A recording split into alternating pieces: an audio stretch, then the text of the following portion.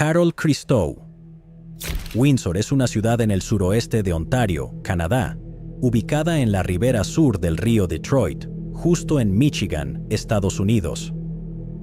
Tiene una población de más de 200,000 personas y es un importante contribuyente a la industria automotriz de Canadá, además de ser culturalmente diversa. En el año 2000, el caso de Carol Christou se desarrolló en la ciudad. Poco se sabe acerca de Carol, especialmente sobre sus primeros años.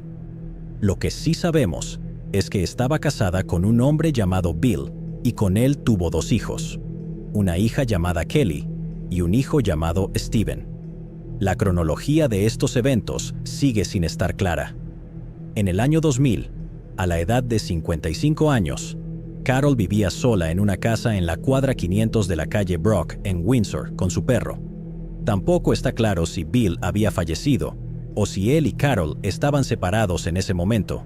Las personas que conocieron a ella durante este periodo la describieron como alguien con un corazón generoso. Kelly, una de los hijos de Carol, compartió: "A ella le encantaba ayudar a la gente. Si te amaba profundamente". La vida transcurría sin problemas hasta que la tragedia golpeó de repente. Carol fue vista con vida por última vez el 29 de septiembre del 2000 en el restaurante Hurricanes, justo en la calle Sandwich. Este lugar estaba a un corto paseo de su casa en la cuadra 500 de la calle Brock. En el restaurante cenó con amigos y con su hermana, cuyo nombre era Marlene Caput. Alrededor de las 11 de esa noche, habló con su hija Kelly por teléfono. Y las últimas palabras de Carol para su hija fueron típicamente amables y cariñosas. Según Kelly, su madre expresó: "Bueno, cariño, solo quiero decirte una vez más cuánto te amo". Al día siguiente, que fue el 30 de septiembre del 2000, Carol no respondió el teléfono. Esto fue un cambio inusual en su comportamiento y generó preocupación. Los vecinos también notaron la inusual ausencia de Carol paseando a su perro por la mañana. Perturbada por estas señales, Marlene se apresuró a ir a la casa de su hermana, solo para descubrir una realidad escalofriante. Nada más llegar, encontró a Carol muerta en el suelo del baño. Su cuerpo presentaba signos de múltiples heridas de arma blanca. Igualmente desgarrador fue el estado de su fiel perro, que también había sido apuñalado. Como loca, Marlene contactó de inmediato a la policía, que especuló que el perro podría haber sido apuñalado mientras defendía a Carol del atacante. Afortunadamente, el canino sobrevivió y, después de recuperarse, fue adoptado por Marlene y su esposo llamado Walt. En la escena del crimen, los investigadores del Departamento de Policía de Windsor descubrieron un cuchillo.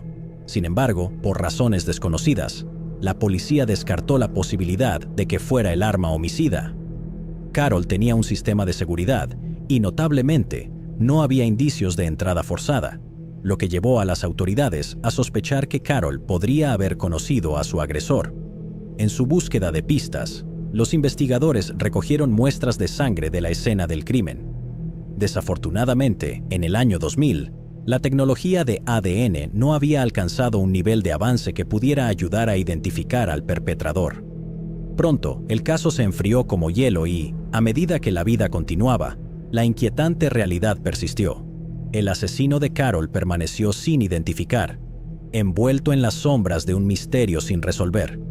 Siguiendo los avances en la tecnología, la policía en 2017 volvió a enviar el ADN de la escena del crimen al Centro de Ciencias Forenses en Toronto. Sin embargo, un perfil completo de ADN no estaba disponible. El centro solo pudo extraer un perfil del lado paterno del asesino, específicamente del cromosoma Y, lo que indicaba que era ADN masculino. En junio de 2017, la policía recibió una carta crucial del centro que revelaba que el ADN estaba vinculado a un hombre llamado Robert Lotosky.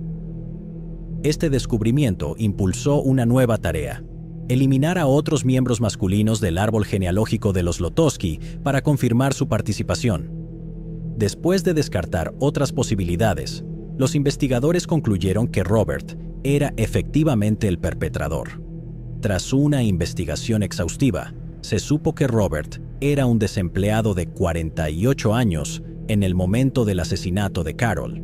Curiosamente, Carol conocía a Lotosky a través del vecindario. Según Kelly, su madre había conocido al tipo a través de un novio cuya identidad sigue siendo desconocida y que había fallecido unos meses antes de la trágica muerte de Carol. Las descripciones de las personas que conocían a Lotosky en ese momento pintaban un cuadro preocupante, retratándolo como una persona agresiva y violenta. En el transcurso de su investigación, la policía descubrió detalles adicionales sobre los antecedentes de Lotosky. Originalmente de Toronto, Lotosky había pasado una cantidad considerable de tiempo en Quebec, donde terminó en prisión por delitos violentos, incluyendo robo e intento de asesinato. Después de ser liberado bajo libertad condicional a finales de la década de 1990, Lotosky se trasladó a Windsor.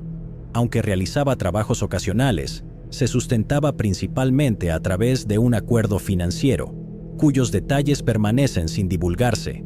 Tras el trágico asesinato de Carol, Lotosky continuó residiendo en Windsor hasta su muerte.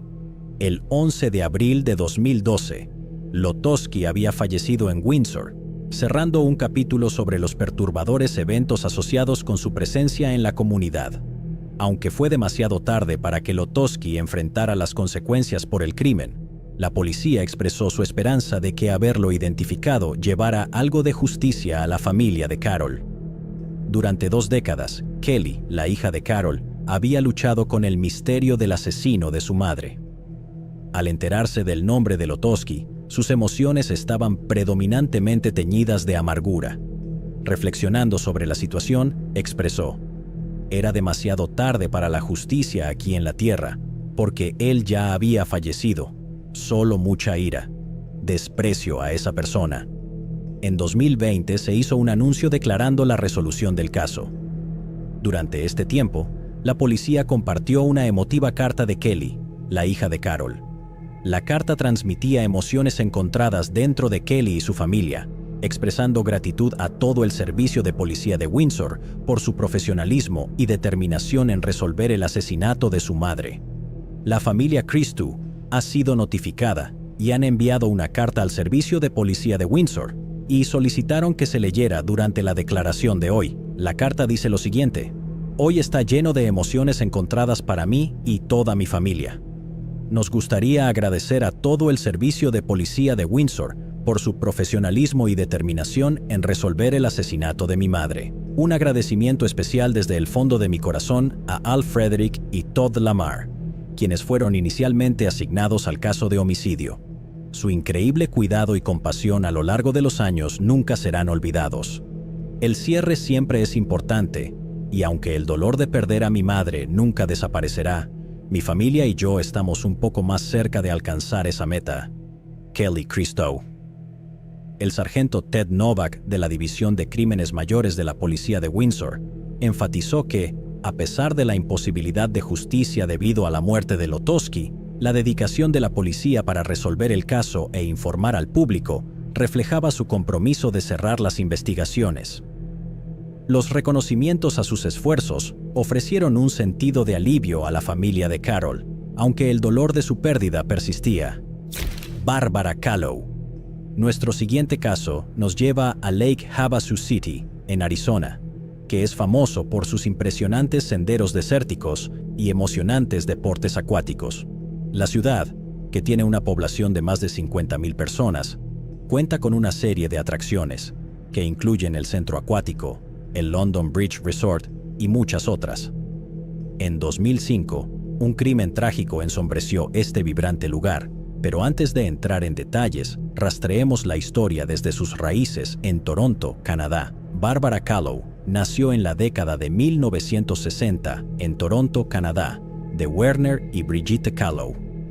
Era una persona con variadas pasiones, desde cultivar hermosos jardines y disfrutar del ciclismo hasta el arte y la observación de aves.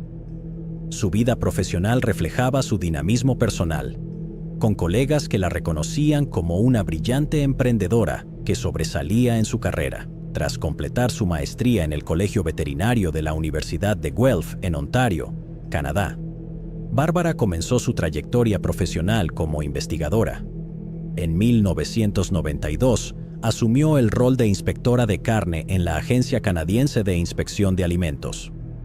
La dedicación y destreza de Bárbara le valieron una promoción dentro de la rama científica, donde se convirtió en una pieza clave para brindar orientación sobre cuestiones relacionadas con la salud animal. Esta progresión en su carrera llevó a Bárbara a dejar Toronto y trasladarse a Ottawa.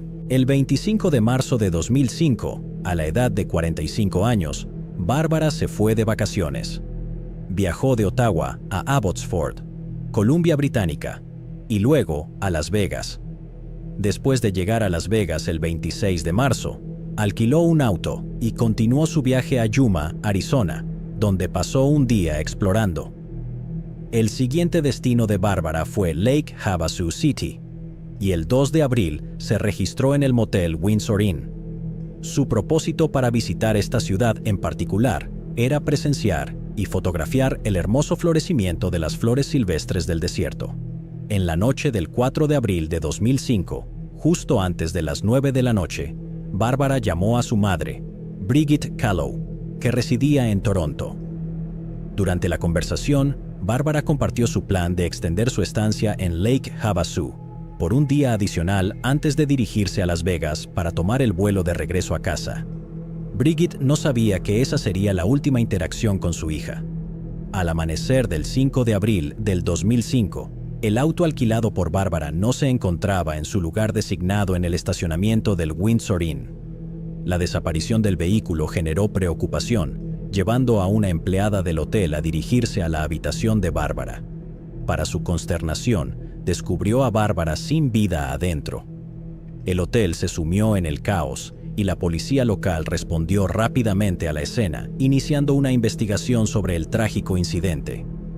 Una autopsia realizada posteriormente reveló que la causa de la muerte de Bárbara fue asfixia, resultante de haber sido sofocada con una almohada. Añadiendo al desconcierto, el bolso, las tarjetas de crédito, el teléfono celular y la identificación de Bárbara también habían desaparecido de la escena. Sin embargo, se descubrieron pruebas de ADN foráneo. 2 días después, el 7 de abril, el auto alquilado por Bárbara fue encontrado abandonado junto a la Interestatal 15, aproximadamente a 300 kilómetros del lugar del crimen inicial. Durante ese periodo, el teniente de policía de Lake Havasu, Joe Archie, especuló que Bárbara podría haberse encontrado con alguien intentando robar su auto alquilado. Los testigos informaron que la ventana del conductor del auto había quedado parcialmente abierta la noche anterior al descubrimiento del cuerpo de Bárbara. Archie también sugirió que era posible que ella hubiera conocido a su agresor. A pesar de todas estas pistas, la investigación no produjo avances y el caso pronto quedó sin resolver. No fue hasta 2018 que la Unidad de Investigación Criminal y el equipo de casos sin resolver de la policía de Lake Havasu decidieron reabrir el caso y comprometerse a una reexaminación exhaustiva. Durante este esfuerzo renovado, se realizaron pruebas de ADN recuperadas en la escena del crimen, específicamente de debajo de las uñas de Bárbara. Los resultados señalaron de manera concluyente a un individuo de 60 años llamado Stacy Childs, residente de Santa Cruz, California. Al examinar más de cerca los antecedentes de Childs, surgió un patrón preocupante de numerosos problemas legales en California. Sus registros incluían una condena por delito grave en 2004 por encarcelamiento falso y otra condena por delito grave en 2005 por evadir a un oficial de paz. Notablemente, estos cargos resultaron en una sentencia de más de 2 años y medio en la prisión estatal de San Quentin. Los problemas legales de Childs persistieron con un arresto en 2012 por recibir propiedad robada, seguido de una condena por delito menor en 2018 por hacer amenazas de matar o herir a alguien. El 26 de abril de 2022, las autoridades localizaron y arrestaron con éxito a Childs en Santa Cruz. Este avance marcó un giro significativo en el caso. Tras el arresto de Childs en conexión con el caso de Bárbara, se presentaron cargos formales de asesinato en segundo grado contra él. Sin embargo, los procedimientos legales en desarrollo y la resolución final del caso aún son inciertos en este punto. Su juicio comenzó el 24 de abril de 2023 en la Corte Superior de Mojave. El 1 de mayo de 2023, Childs recuperó su libertad cuando el juez dictó un veredicto de absolución después de un juicio de una semana que terminó en un jurado dividido. Los jurados deliberaron más de 4 horas durante 2 días antes de informar al juez Derek Carlisle que no podían llegar a un veredicto unánime. El juez terminó declarando un juicio nulo y excusó al jurado. La fiscal adjunta del condado, Amanda Claerhaut, expresó posteriormente su intención de juzgar a Childs por segunda vez. John Harris Jr. Nuestro próximo caso nos lleva a San Mateo, una ciudad situada en el condado de San Mateo, California, con una población que supera los 105,000 residentes. Esta vibrante ciudad prospera en sectores económicos principales como la tecnología, la atención médica y la educación. Sin embargo, en 1989, un oscuro y desafortunado incidente se desarrolló dentro de la comunidad, arrojando una sombra sobre el paisaje normalmente bullicioso y diverso. En la mañana del 4 de febrero de 1989, a unos minutos pasadas las 4 de la mañana, un hombre desconocido entró en un apartamento en la cuadra 3100 de Casa de Campo, donde residía una mujer. La identidad de esta mujer permanece confidencial. El intruso avanzó hacia la cocina, donde agarró un cuchillo y luego entró en el dormitorio de la mujer. El hombre ocultó su rostro con un pañuelo, impidiendo que la víctima pudiera verlo. Una vez dentro, se metió en su cama, sometiéndola a una aterradora experiencia que incluyó abuso, estrangulamiento, apuñalamiento e incluso cortarle la garganta. A pesar de las lesiones sufridas, la valiente mujer negoció con el agresor. Después de que él se fue, ella llamó rápidamente al 911 para pedir ayuda. A la llegada de las autoridades a la escena, se hicieron arreglos para transportar a la mujer herida al hospital, donde recibió tratamiento médico vital. Afortunadamente, sobrevivió a la traumática experiencia.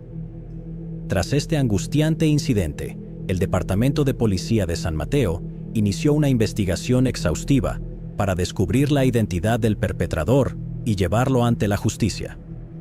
Aunque pudieron recuperar pruebas de ADN de la escena del crimen, la tecnología disponible en ese momento resultó insuficiente para su análisis.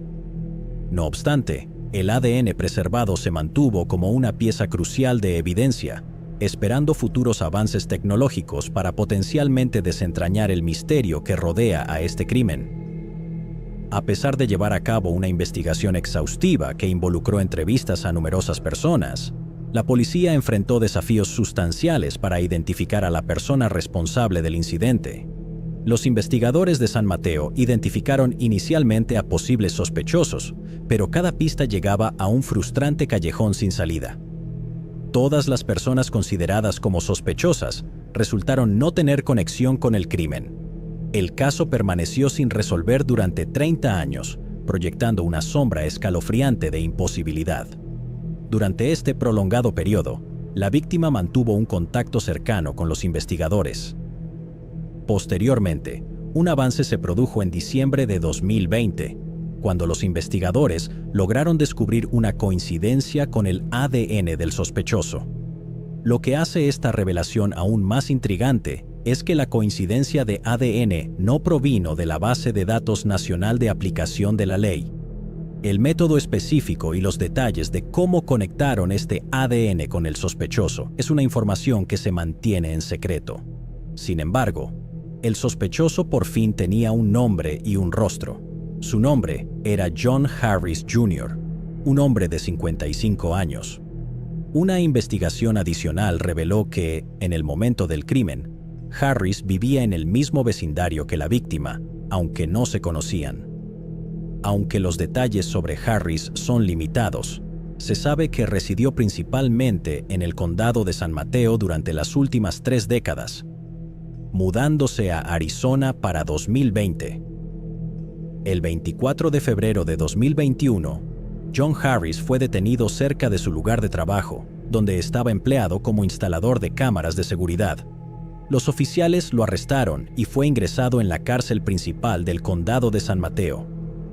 Harris enfrentó serios cargos, incluyendo uno por intento de asesinato premeditado y uno por mutilación agravada, ambos con la posibilidad de sentencias de cadena perpetua en el caso de una condena. Dada la gravedad de la situación, su fianza se fijó en $500,000. Durante una conferencia de prensa posterior al arresto, el jefe de policía de San Mateo, Ed Barberini, compartió que habían contactado a la víctima en este caso.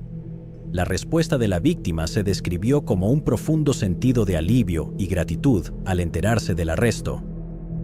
Habiendo llevado la carga del recuerdo inquietante de este crimen durante toda su vida, la víctima experimentó comprensiblemente una oleada de emociones intensas tras este significativo desarrollo. La policía también insinuó la posibilidad de víctimas adicionales relacionadas con el caso y enfatizaron que se estaban procesando más pruebas de ADN. El destino de John Harris sigue siendo incierto, mientras los procedimientos legales se desarrollan a la espera del resultado final de este caso. Renee Blackmore. Nuestro próximo caso nos lleva a Viroqua, una pequeña ciudad en Wisconsin, Estados Unidos. Alberga a menos de 5,000 personas. Viroqua es conocida por algunas de sus atracciones populares, que incluyen Driftless Books and Music, el histórico Temple Theater y el parque del condado City Hollow. Fue en esta ciudad donde nació Renee Blackmore el 5 de mayo de 1962, hija de Frank Edward Blackmore y Donna Reitman. Aunque los detalles sobre la vida temprana de Renee son limitados, su madre Donna la describió como una joven decidida que valoraba la risa y disfrutaba de momentos divertidos con amigos. Renee tenía un profundo amor por el aire libre, participando a menudo en actividades como senderismo, campamento, caza y observación de estrellas bajo el cielo nocturno. Su conexión con la naturaleza era una parte importante de su vida. A la temprana edad de 12 años, Renee enfrentó una tragedia cuando un amigo perdió la vida en un accidente causado por un conductor ebrio. Esta desgarradora experiencia la llevó a crear su propio testamento, en el cual expresó su deseo específico de que sus cenizas fueran esparcidas en el bosque más cercano.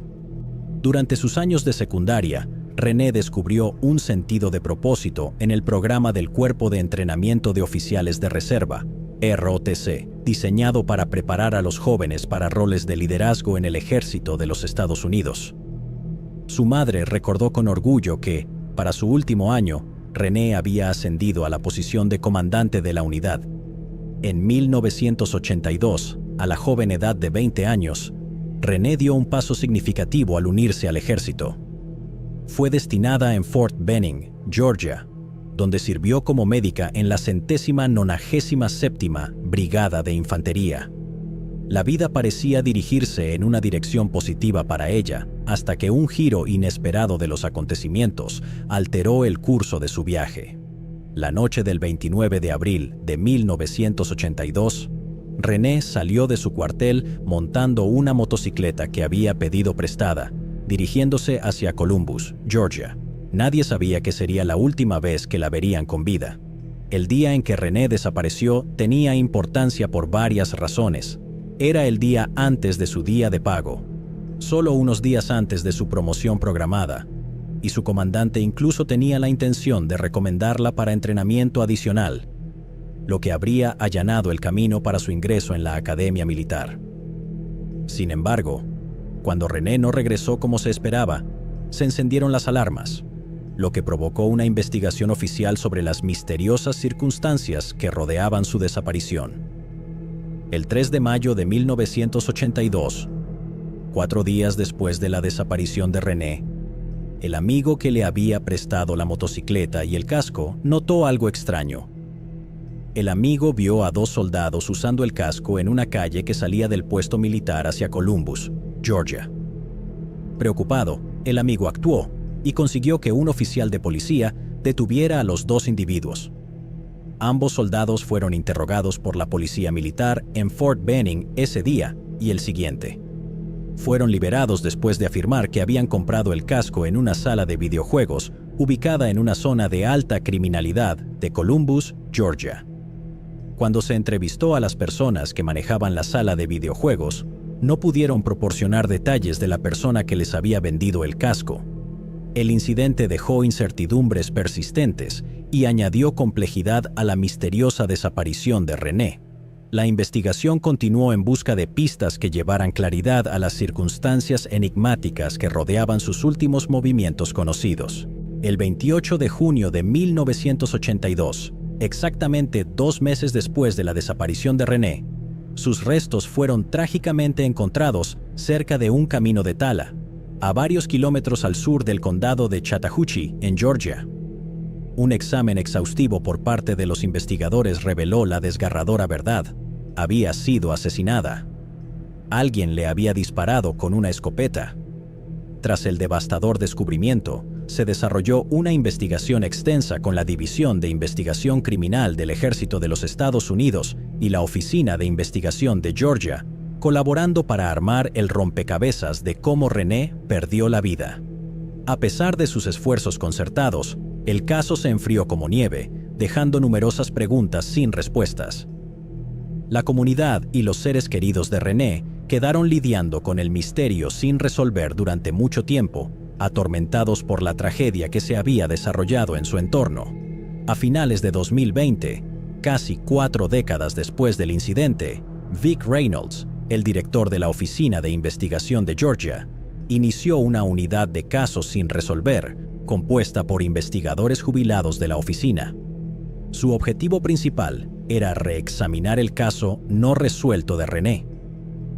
Rápidamente identificaron a un sospechoso y establecieron una conexión entre ese individuo y el trágico tiroteo. Este sospechoso resultó ser Marcellus McCluster, de 64 años. Desafortunadamente, las autoridades no divulgaron la evidencia específica que los llevó a McCluster. En el momento en que McCluster se convirtió en el foco de su investigación, ya estaba cumpliendo una cadena perpetua como preso, habiendo sido condenado por un asesinato no relacionado en 1983 en el condado de Stewart. Sin embargo, a pesar de su sentencia existente, enfrentó cargos en marzo de 2022, que incluían un cargo de asesinato con malicia y 4 cargos de asesinato en primer grado relacionados con el caso de René. Marcellus McCluster fue identificado originalmente como sospechoso en la muerte de Blackmore, pero el caso se enfrió. Ahora, 40 años después, ha sido acusado de su asesinato. La reapertura de la investigación y los cargos subsiguientes llevaron una renovada atención al caso de larga data, ofreciendo un atisbo de posible justicia para René y su familia después de décadas de incertidumbre. Durante una conferencia de prensa en la que se divulgaron las actualizaciones sobre el caso, Kimberly Schwartz, la fiscal adjunta del Circuito Judicial de Chattahoochee, compartió reflexiones sobre las incertidumbres que rodeaban la vida truncada de René. Enfatizó la profunda pérdida, expresando la realidad conmovedora de que solo podían imaginar la vida que René podría haber tenido, el amor que podría haber experimentado, las relaciones que podría haber construido y los sueños que podría haber realizado. Además, habló sobre la malevolencia exhibida en este caso, enfatizando que no tenía fecha de caducidad. No hay un plazo de prescripción para el asesinato, y eso se debe a que, de todos los crímenes en todos los libros, este es el único que priva a la víctima del derecho más fundamental que todos tenemos, que es el derecho a vivir el resto de nuestras vidas. No sabemos cómo habría sido la vida de René Blackmore. Sabemos que no llegó a celebrar su 21º cumpleaños. No sabemos a quién podría haber amado, qué relaciones podría haber construido, qué sueños podría haber realizado. Todas esas cosas se extinguieron con un disparo de una escopeta barata a unos 3 kilómetros en el medio de la nada, en el condado de Chattahoochee, hace 40 años. No hay fecha de caducidad para ese tipo de maldad, y no hay un punto en el tiempo en el que ese crimen sea demasiado viejo para llevar al perpetrador ante la justicia, siempre que exista la evidencia. Y debido al muy buen trabajo de las personas que están aquí hoy, así como de muchos otros que vinieron antes que ellos, sentimos que tenemos esa evidencia. El gran jurado del condado de Chattahoochee estuvo de acuerdo con esa proposición la semana pasada, y esperamos presentar esa evidencia en la corte a finales de este año. En una declaración separada, La madre de René expresó su gratitud a la unidad de casos sin resolver por la incansable búsqueda de justicia en el caso de su hija. Reconoció que, aunque nada podría devolver a René, encontró consuelo en el hecho de que estas personas se preocuparon lo suficiente como para buscar diligentemente la verdad.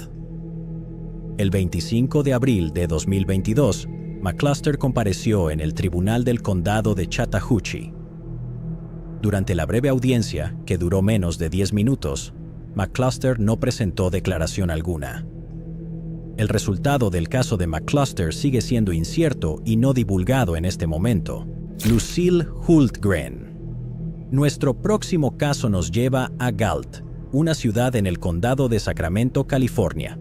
Galt ofrece a sus residentes un entorno suburbano tranquilo, y la mayoría de las personas allí poseen sus propios hogares. Fue en esta ciudad donde se desarrolló la historia de Lucille Hultgren. Lucille nació el 20 de mayo de 1909. Aunque los detalles sobre la vida temprana de Lucille son escasos, se sabe que ella conoció a Frank Hultgren y se casaron en algún momento durante su juventud. La pareja crió a 2 hijos, Frank y Henry. También se sabe que ella y su esposo Frank se mudaron de Ohio a Galt en 1968. Lucille y Frank eran reconocidos por su amabilidad y amor. Trataban a los niños del vecindario como si fueran sus propios nietos. Sean Jacobs, un antiguo vecino, compartió con cariño que los Hultgren tenían una naturaleza acogedora y de buen corazón. Recordando los veranos, Sean mencionó que lo invitaban a su casa, donde le ofrecían galletas y limonada. Enfatizó que Lucille nunca hablaba con dureza y dejó una impresión positiva y duradera en quienes la conocieron. Según quienes conocían a Lucille, llevaba una vida simple y humilde y estaba profundamente comprometida con su familia y con la primera iglesia metodista de Galt, su lugar de culto. Vecinos la consideraban una típica abuela que a menudo se dedicaba a la jardinería durante largos periodos. Sin embargo, un cambio significativo ocurrió en noviembre de 1985 cuando su esposo Frank fue ingresado en un hogar de ancianos, lo que dejó a Lucille viviendo sola con sus gatos. Trágicamente, casi 2 años después, en octubre de 1987, Frank falleció tras perder la batalla contra el Alzheimer, una pérdida que repercutió en toda la familia. A pesar de los desafíos, Lucille perseveró navegando la vida por su cuenta en los meses siguientes. Sin embargo, el destino tenía otra tragedia reservada. El viernes 20 de mayo de 1988, Lucille celebró alegremente su 79º cumpleaños, sin saber que sería el último. El domingo siguiente, su ausencia en la iglesia, donde asistía regularmente, generó preocupación entre los miembros de la congregación. El lunes 23 de mayo, 2 amigos de Lucille decidieron verificar su bienestar y la visitaron después del servicio religioso. Al entrar por una puerta corrediza de vidrio parcialmente abierta, quedaron profundamente impactados al descubrir el cuerpo sin vida de Lucille en su dormitorio. La anciana había sido víctima de un crimen grave. Fue apuñalada, agredida y estrangulada hasta la muerte. Alarmados por este macabro hallazgo, los amigos se apresuraron a informar a la policía de Galt sobre la escena aterradora que habían encontrado. Los policías respondieron rápidamente e iniciaron una investigación sobre este angustiante incidente, enfrentando ahora la inquietante realidad de un crimen atroz que había arrebatado la vida de un miembro querido de la comunidad. Al llegar a la escena, los oficiales notaron heridas visibles en el pecho de Lucille. Además, su cuerpo ya había comenzado a descomponerse, indicando que había pasado algún tiempo desde su fallecimiento. Extrañamente, no parecía faltar nada en su pequeña casa de una habitación, lo que llevó a los investigadores a descartar el robo como motivo. Los resultados de la autopsia revelaron que Lucille había sucumbido a 2 heridas fatales en el pecho.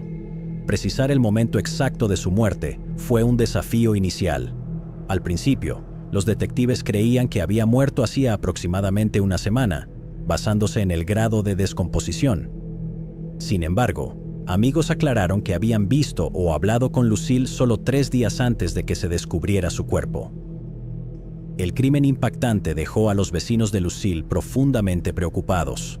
En respuesta, tomaron medidas para reforzar su seguridad, como cerrar con llave puertas y ventanas por la noche e implementar medidas adicionales para proteger a sus familias. Varias agencias colaboraron en la investigación, liderada por la policía de Galt. Se identificaron e interrogaron numerosos testigos, desde vecinos y miembros de la familia hasta conocidos de la iglesia, e incluso una empresa responsable de instalar una caseta de herramientas en la casa de Lucille. La oficina del sheriff del condado de Sacramento jugó un papel crucial al reunir una cantidad sustancial de pruebas en la escena.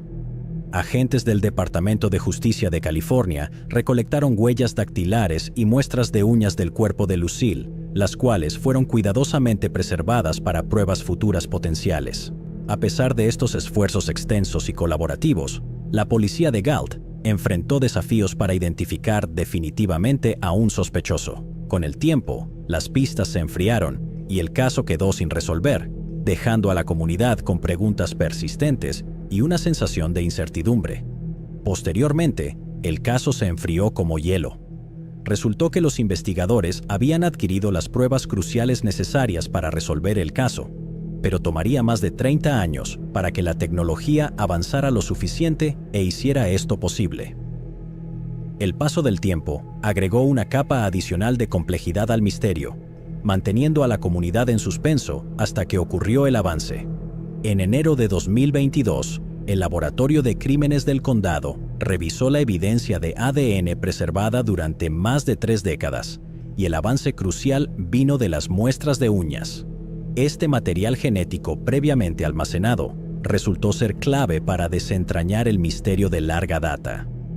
Al ingresar el perfil de ADN extraído de las muestras de uñas en la base de datos, encontraron una coincidencia con un individuo llamado Terry Leroy Bramble. Los investigadores revelaron que Terry había sido residente a largo plazo en Trancia y Galt, con antecedentes de condenas penales. Pasó años viviendo en las calles de la ciudad, muchas veces bajo el paso elevado de la autopista 99. Cuando investigaron sus paraderos más recientes, los detectives descubrieron que la vida de Terry llegó a su fin en 2011 por causas naturales. La revelación de la conexión de Terry con el caso proporcionó un cierre a la trágica historia de Lucille, ofreciendo respuestas que habían eludido a la comunidad durante más de 3 décadas. Al momento del trágico asesinato de Lucille en 1988, Terry tenía solo 32 años. Sorprendentemente, los registros policiales indican que no surgió como sospechoso durante la investigación inicial sobre la muerte de Lucille. Ahora, con el sospechoso, Terry, descansando en su tumba, los detectives se encontraron sin medios para desentrañar el motivo detrás del crimen o entender cómo Terry pudo haber cruzado su camino con Lucille antes de su fallecimiento prematuro. A pesar de la falta de procesamiento del asesino de Lucille, los funcionarios de la policía de Galt expresaron satisfacción por lograr cerrar el caso. Aunque persistían preguntas sobre el motivo y las circunstancias sin respuestas, había un sentido palpable de cierre y resolución después de más de 3 décadas de incertidumbre. La comunidad, durante mucho tiempo atormentada por el caso sin resolver, pudo encontrar algo de consuelo en el conocimiento de que el misterio había llegado a su conclusión, aunque ciertos detalles permanecieran en el pasado. Christina Wariner. El próximo caso nos lleva a Santa Ana, una ciudad situada en el condado de Orange, California. Pertenece al área metropolitana de Los Ángeles en el sur de California y cuenta con más de 300,000 habitantes. Santa Ana ocupa el puesto de la segunda ciudad más poblada en el condado de Orange. Esta ciudad juega un papel crucial como un importante centro económico y cultural para la región de la costa de Orange. En 1964, en este mismo lugar, se desarrolló la desgarradora historia de Christina Elizabeth Bono Wariner. Pero primero, cambiemos nuestro enfoque a Des Moines, Iowa, donde ocurrieron los eventos iniciales de esta historia. Nacida el 11 de enero de 1917 en Des Moines, Iowa, los padres de Christina fueron Tommaso Vincenzo Bono y Concetta Pantuso. Aunque la información sobre Christina es limitada, su hija Christina Alonso, Pintó un retrato de ella como una mujer hermosa, pero atribulada, que luchaba por navegar la vida. Lonzo compartió que cuando Cristina era joven, su padre, también abuelo de Lonzo, cometió un asesinato en Iowa, lo que llevó a su ejecución en prisión. Tras estos trágicos eventos, Cristina se encontró criada en orfanatos y, a medida que crecía, enfrentó desafíos que la llevaron a tomar malas decisiones. Según Lonzo, su padre fue afectado por la parálisis infantil, mientras que describió a su madre como mentalmente afectada. «Mi madre era una persona muy triste», dijo Lonzo. Relató que cuando tenía 5 años, su madre, abrumada por el temor de que los trabajadores sociales la separaran de sus hijos, llegó a un punto de angustia donde intentó quitarse la vida, así como la de sus hijos. Tras este incidente traumático, Lonzo y su hermano Michael fueron cuidados por parientes o colocados en hogares de acogida. Años después, Lonzo tuvo un vistazo de su madre cuando las autoridades consideraron una posible reunión. Sin embargo, expresó que su madre estaba casi irreconocible.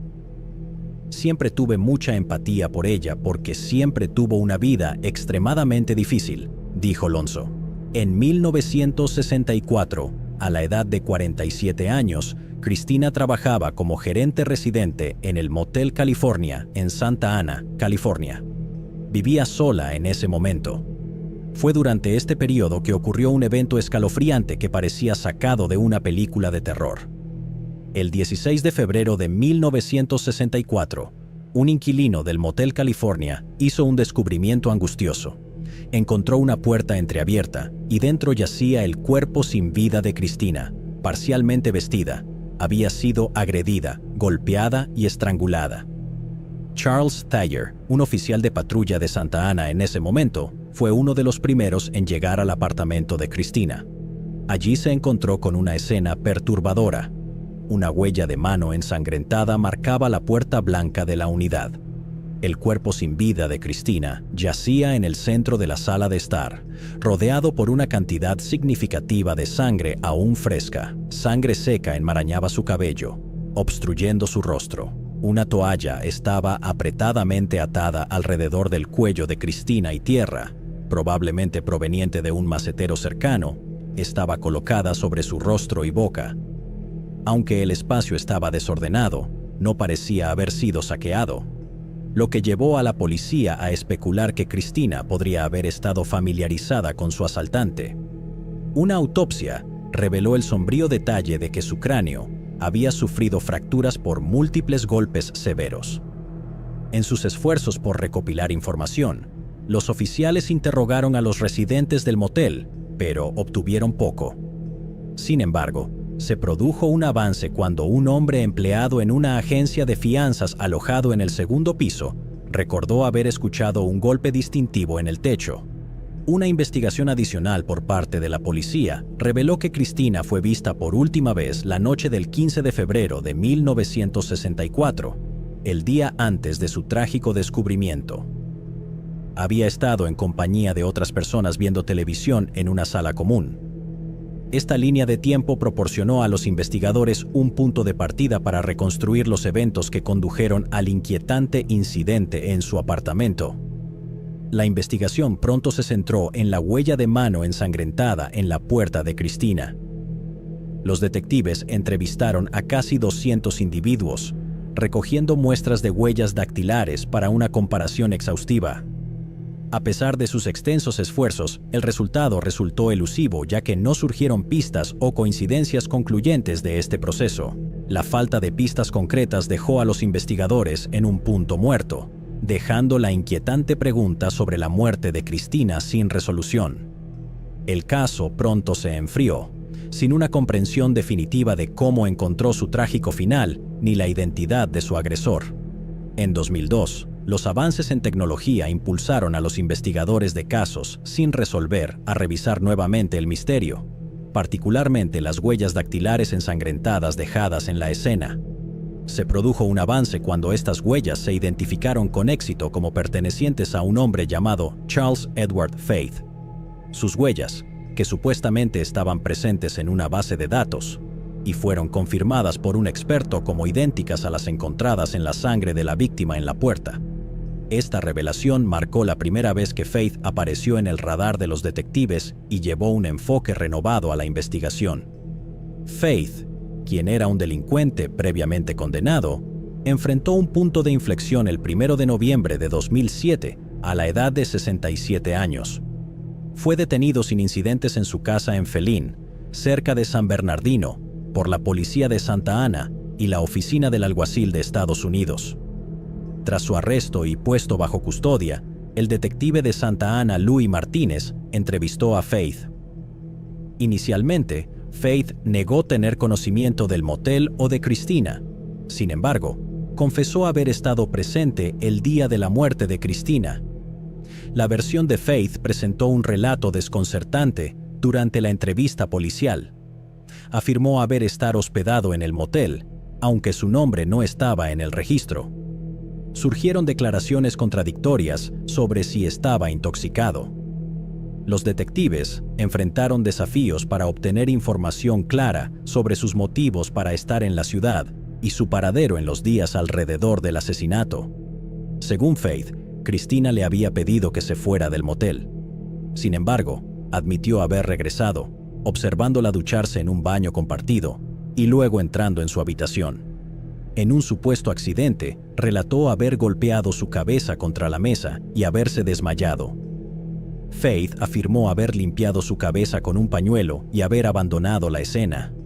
Intrigantemente, mencionó tener una personalidad dividida o un compañero invisible llamado Doug McGrath.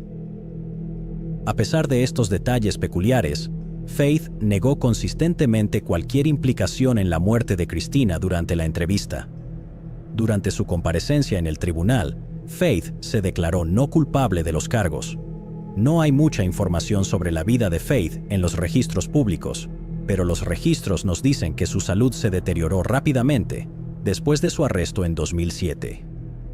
Para 2009, su capacidad mental fue cuestionada por un abogado defensor, lo que llevó a la determinación de que no estaba mentalmente apto para ser juzgado. Esto añadió una nueva capa de complejidad a los procedimientos legales, ya que la salud mental de Faith se convirtió en un punto focal de preocupación. Después de ser enviado inicialmente al Hospital Estatal de Patton y luego al Hospital Estatal de Napa para tratamiento, Faith regresó al sistema de cárceles del condado de Orange 3 años después, en 2012. Aunque los oficiales del hospital creían que estaba apto para ser juzgado, tanto un juez del condado de Orange como el consejo legal de Faith discreparon. Determinaron que Faith, quien fue diagnosticado con demencia vascular con estado de ánimo deprimido, estaba mentalmente trastornado. Un informe de 2015 de un investigador de tutela del condado de Orange arrojó luz sobre la condición de Faith. Mencionó que era conocido por cantar para sí mismo y, en ocasiones, cacarear como un gallo. Además, el informe reveló que Faith había sufrido un derrame cerebral mientras estaba bajo custodia, dejándolo con severas limitaciones físicas, incluida la incapacidad de ponerse de pie por sí mismo. En 2016, tanto la oficina del fiscal de distrito como el abogado de Faith llegaron a un consenso de que él requería atención médica a largo plazo. Sin embargo, esta decisión enfrentó obstáculos debido a los cargos criminales en curso contra él. Los abogados de ambas partes reconocieron la disminuida conciencia de Faith sobre su entorno. Su abogado señaló su condición como demencia extrema, acompañada de una miríada de problemas médicos complicados.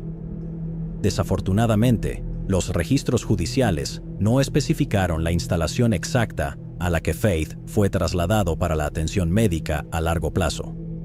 En febrero de 2018, el caso llegó a una conclusión silenciosa con el fallecimiento de Faith. La causa de su muerte sigue sin estar clara. La hija de Cristina Alonso, recibió la noticia de que nunca habría un juicio debido al fallecimiento de Faith. La muerte de Faith provocó una mezcla compleja de emociones en ella: alivio, enojo y preguntas persistentes.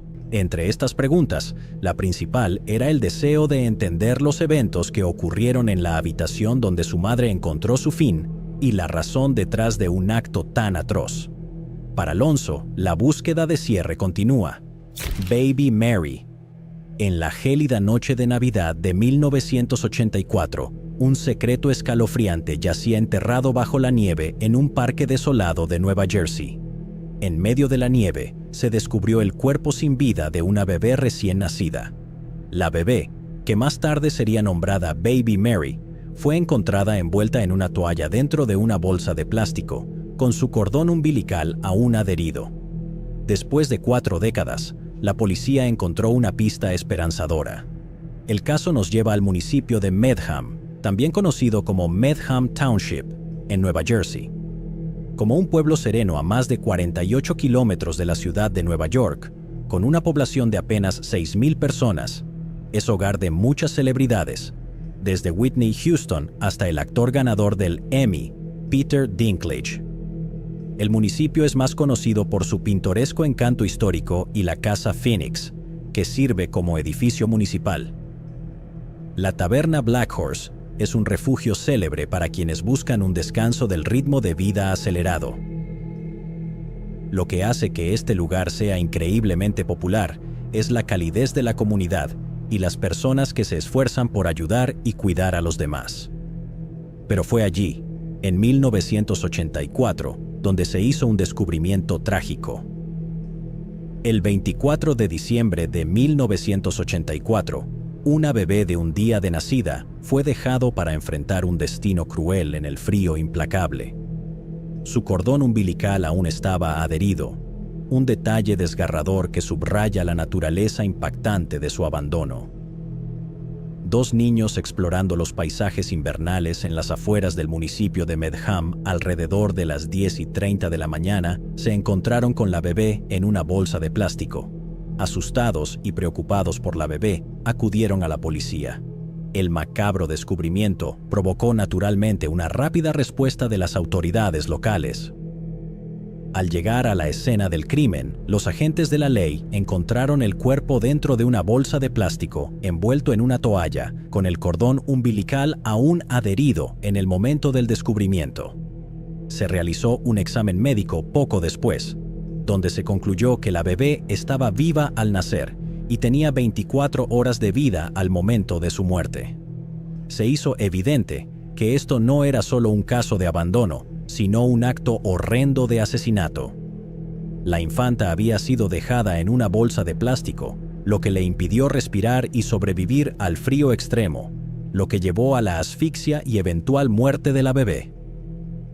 Debido a la falta de pruebas y testigos, la policía no pudo encontrar muchas pistas a seguir en ese momento. A pesar de una investigación exhaustiva, el caso se enfrió como nieve. En la muerte, la bebé fue bautizada por el reverendo Michael Drury de la iglesia de San José y fue nombrado Mary por un capellán policial. Fue enterrada en la iglesia de St. Joseph en el municipio de Medham y su memoria fue honrada anualmente en la víspera de Navidad después de su descubrimiento. Miembros de la comunidad y la policía se unieron para asegurarse de que nunca fuera olvidada. A pesar de que el caso se enfrió, el paso del tiempo no disuadió a los investigadores determinados. En 2014, la dedicación inquebrantable llevó a un momento crucial cuando se logró un avance. Los investigadores revisaron cientos, si no miles, de pistas para rastrear a los padres biológicos. En 2016 se encontraron algunas coincidencias, incluyendo el padre, y se confirmó que tenía 19 años en el momento del incidente. Se tomó ADN del bebé en el momento del descubrimiento. El análisis de ADN llevó a los investigadores a identificar al padre. Después de seguir literalmente cientos, si no miles, de pistas, se identificó a la madre. Tanto el padre como la madre fueron verificados mediante ADN como los padres biológicos. Sin embargo, el padre ya había muerto en 2009 antes de que los investigadores pudieran localizarlo, según declaró Robert Carroll del Departamento del Condado de Morris. También dijo que el padre no tenía información y no estaba al tanto del nacimiento o la muerte de la bebé. Esta revelación trascendental fue un punto de inflexión en el caso, ya que los acercó a descubrir la verdad detrás de los trágicos eventos. Con el avance, la identidad de la madre de Baby Mary emergió de las sombras. En 2023, gracias a las pruebas de ADN y la cooperación policial en diferentes estados, incluyendo el condado de Morris, Nueva Jersey y Carolina del Sur, la madre de Baby Mary fue identificada y tenía solo 17 años en el momento del crimen. Sin embargo, sus motivos para cometer un acto tan atroz permanecen desconocidos. Las autoridades han optado por no revelar su nombre debido a su estatus de menor en el momento del crimen. Se presentó una denuncia de delincuencia juvenil contra la madre biológica de Baby Mary. Ha sido acusada de un cargo de homicidio involuntario. Después de casi 4 décadas, la justicia por fin comenzó a tomar impulso. La madre, que tenía solo 17 años en ese momento, fue detenida en Carolina del Sur el 24 de abril de 2023. En septiembre de 2023, fue acusada de un cargo de homicidio involuntario en una denuncia de delincuencia juvenil. Como no era adulta en ese momento, no se contará como un delito de segundo grado. Su identidad no ha sido revelada, ya que ha sido acusada como menor de edad. Aunque no está bajo custodia, ahora está siendo estrechamente monitoreada y su destino ahora yace en manos del sistema judicial. La historia toma un giro significativo al entrar en el ámbito del sistema legal. Baby Mary, que permaneció sin nombre durante tanto tiempo, ahora es el centro de un caso que no es menos que un ajuste de cuentas histórico. Mientras el caso avanza, aún quedan preguntas. ¿Qué pudo haber llevado a alguien a cometer un acto tan desgarrador, especialmente en un día destinado al amor y la familia? Las respuestas pueden no ser verdaderamente satisfactorias. Es completamente triste. Todo fue triste y sigue siendo triste. ¿Cómo se logra cerrar ese capítulo? Pero con esta denuncia de delincuencia juvenil, la justicia se está sirviendo lenta, pero seguramente para Baby Mary. En el momento del abandono y trágico destino de Baby Mary, Nueva Jersey carecía de una ley de refugio seguro que le hubiera permitido a su madre entregarla de manera anónima en un hospital, estación de policía o estación de bomberos. Esto podría haber prevenido el abandono y eventual muerte de Baby Mary. La Ley de Protección de Refugio Seguro para Bebés, que permite tales entregas, entró en vigor en el estado de Nueva Jersey en el año 2000. Esta legislación es un recordatorio de que hay ayuda disponible para los jóvenes padres que enfrentan circunstancias difíciles. Los bebés de 30 días o menos, libres de abuso o negligencia, pueden ser aceptados sin hacer preguntas bajo esta ley. Lisa Fracassi. El 3 de noviembre de 1994, Lisa Fracassi, de 37 años, fue encontrada estrangulada en su propio apartamento después de no haber sido vista por varios días. La pasión por seguir una carrera en enfermería la había llevado a Hawái, también conocido como el estado Aloha. Intentando sobrevivir por su cuenta mientras continuaba con la escuela de enfermería, encontró un trabajo como bailarina exótica en el Exotic Paradise, un exclusivo club para caballeros en ese momento. Lisa residía en uno de los hoteles en la calle Nahua, Waikiki, conocido por ser un punto caliente para actividades criminales. Lo que siguió fue un asunto espantoso. Lisa fue encontrada muerta en su propio apartamento, después de numerosos intentos por contactarla, con innumerables llamadas pendientes y un letrero de "no molestar" en el pomo de su puerta. Honolulu es la principal puerta de entrada de Hawái al mundo. También es un importante centro para negocios, finanzas, hospitalidad y defensa militar en el estado. El clima tropical favorable de Honolulu, su rica belleza natural y sus extensas playas lo convierten en un destino global, popular para los turistas. Hawái podría estar en la lista de deseos para tus próximas vacaciones, pero en 1994 era uno de los lugares más peligrosos para visitar. La tasa nacional de criminalidad alcanzó su punto más alto en 1991, con aproximadamente 5.856 crímenes por cada 100.000 personas. El 73% de los residentes de Hawái viven en la ciudad y condado de Honolulu. En 1998, el 74.6% de los delitos totales del índice del estado, el 79.5% de los crímenes violentos y el 74.3% de los delitos contra la propiedad fueron reportados en Honolulu. En 1998, la tasa de crímenes violentos continuó disminuyendo desde el máximo histórico de 1995, con una disminución del 10.9% desde 1997. La tasa ha disminuido significativamente a lo largo de los años, convirtiendo a Hawái en el quinto estado más seguro de Estados Unidos en la actualidad, pero en el pasado albergaba muchos recuerdos amargos, y uno de ellos fue Lisa Ann Fracassi, una aspirante a estudiante de enfermería que llegó a Honolulu persiguiendo sus sueños. El 29 de junio de 1957, Lisa Ann Fracassi nació de sus padres Ernest Mee y Gloria Molinaro Fracassi. Era la más joven de la familia y tenía un hermano mayor, Ernest Fracassi. Siendo la hija menor, fue consentida y colmada de amor. Su familia residía en Niagara Falls, Estados Unidos, donde Lisa terminó su escolaridad con excelentes calificaciones. Nominada como estudiante de honor de la escuela secundaria de Niagara Falls, se graduó en 1975 y estaba interesada en seguir una carrera en enfermería. 3 años después, en 1978, decidió mudarse a Florida para sus estudios futuros. Aunque fue un gran cambio para la joven de 21 años, lo logró y pronto se graduó de la Universidad del Condado de Broward en 1979 con un título en enfermería.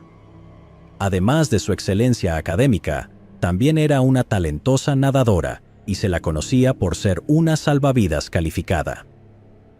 Pasó los siguientes años de su vida trabajando como enfermera registrada en el Hospital Universitario en Fort Lauderdale, Florida.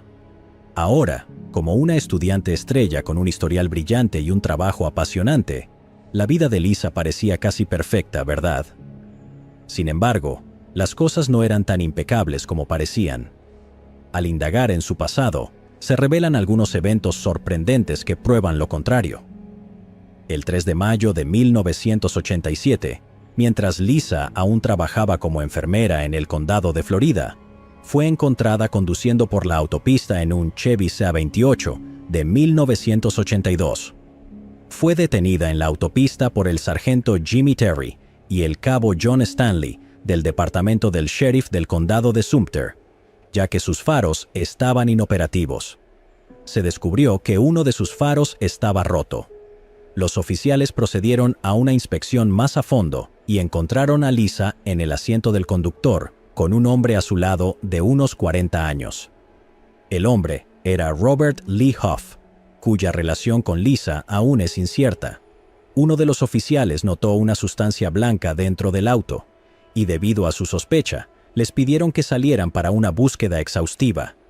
La sustancia blanca resultó ser droga, específicamente cocaína, y los oficiales terminaron recuperando aproximadamente 1.2 kilos de esta sustancia ilegal, junto con 28 g de marihuana. Debemos tener en cuenta que, en esta época, el sur de Florida albergaba algunos de los carteles de drogas más grandes en acción, por lo que esto no fue sorprendente para los oficiales y los cargos fueron bastante graves. Ambos individuos fueron acusados de múltiples delitos graves, como posesión de sustancias ilegales, posesión con intención de vender sustancias ilegales, tráfico de una cantidad considerable de marihuana y, por último, cargos por posesión de marihuana. Además de estos, Lisa también recibió cargos por delitos graves debido a su licencia de conducir suspendida. La fianza contra ella se fijó en $500,000. Lo sorprendente es que toda la información detallada sobre este incidente fue borrada. El porqué exacto es desconocido, y no se puede encontrar ningún registro de esto hoy en día, pero podemos suponer que no cumplió ninguna condena, ya que se fue a Hawái apenas 3 años después.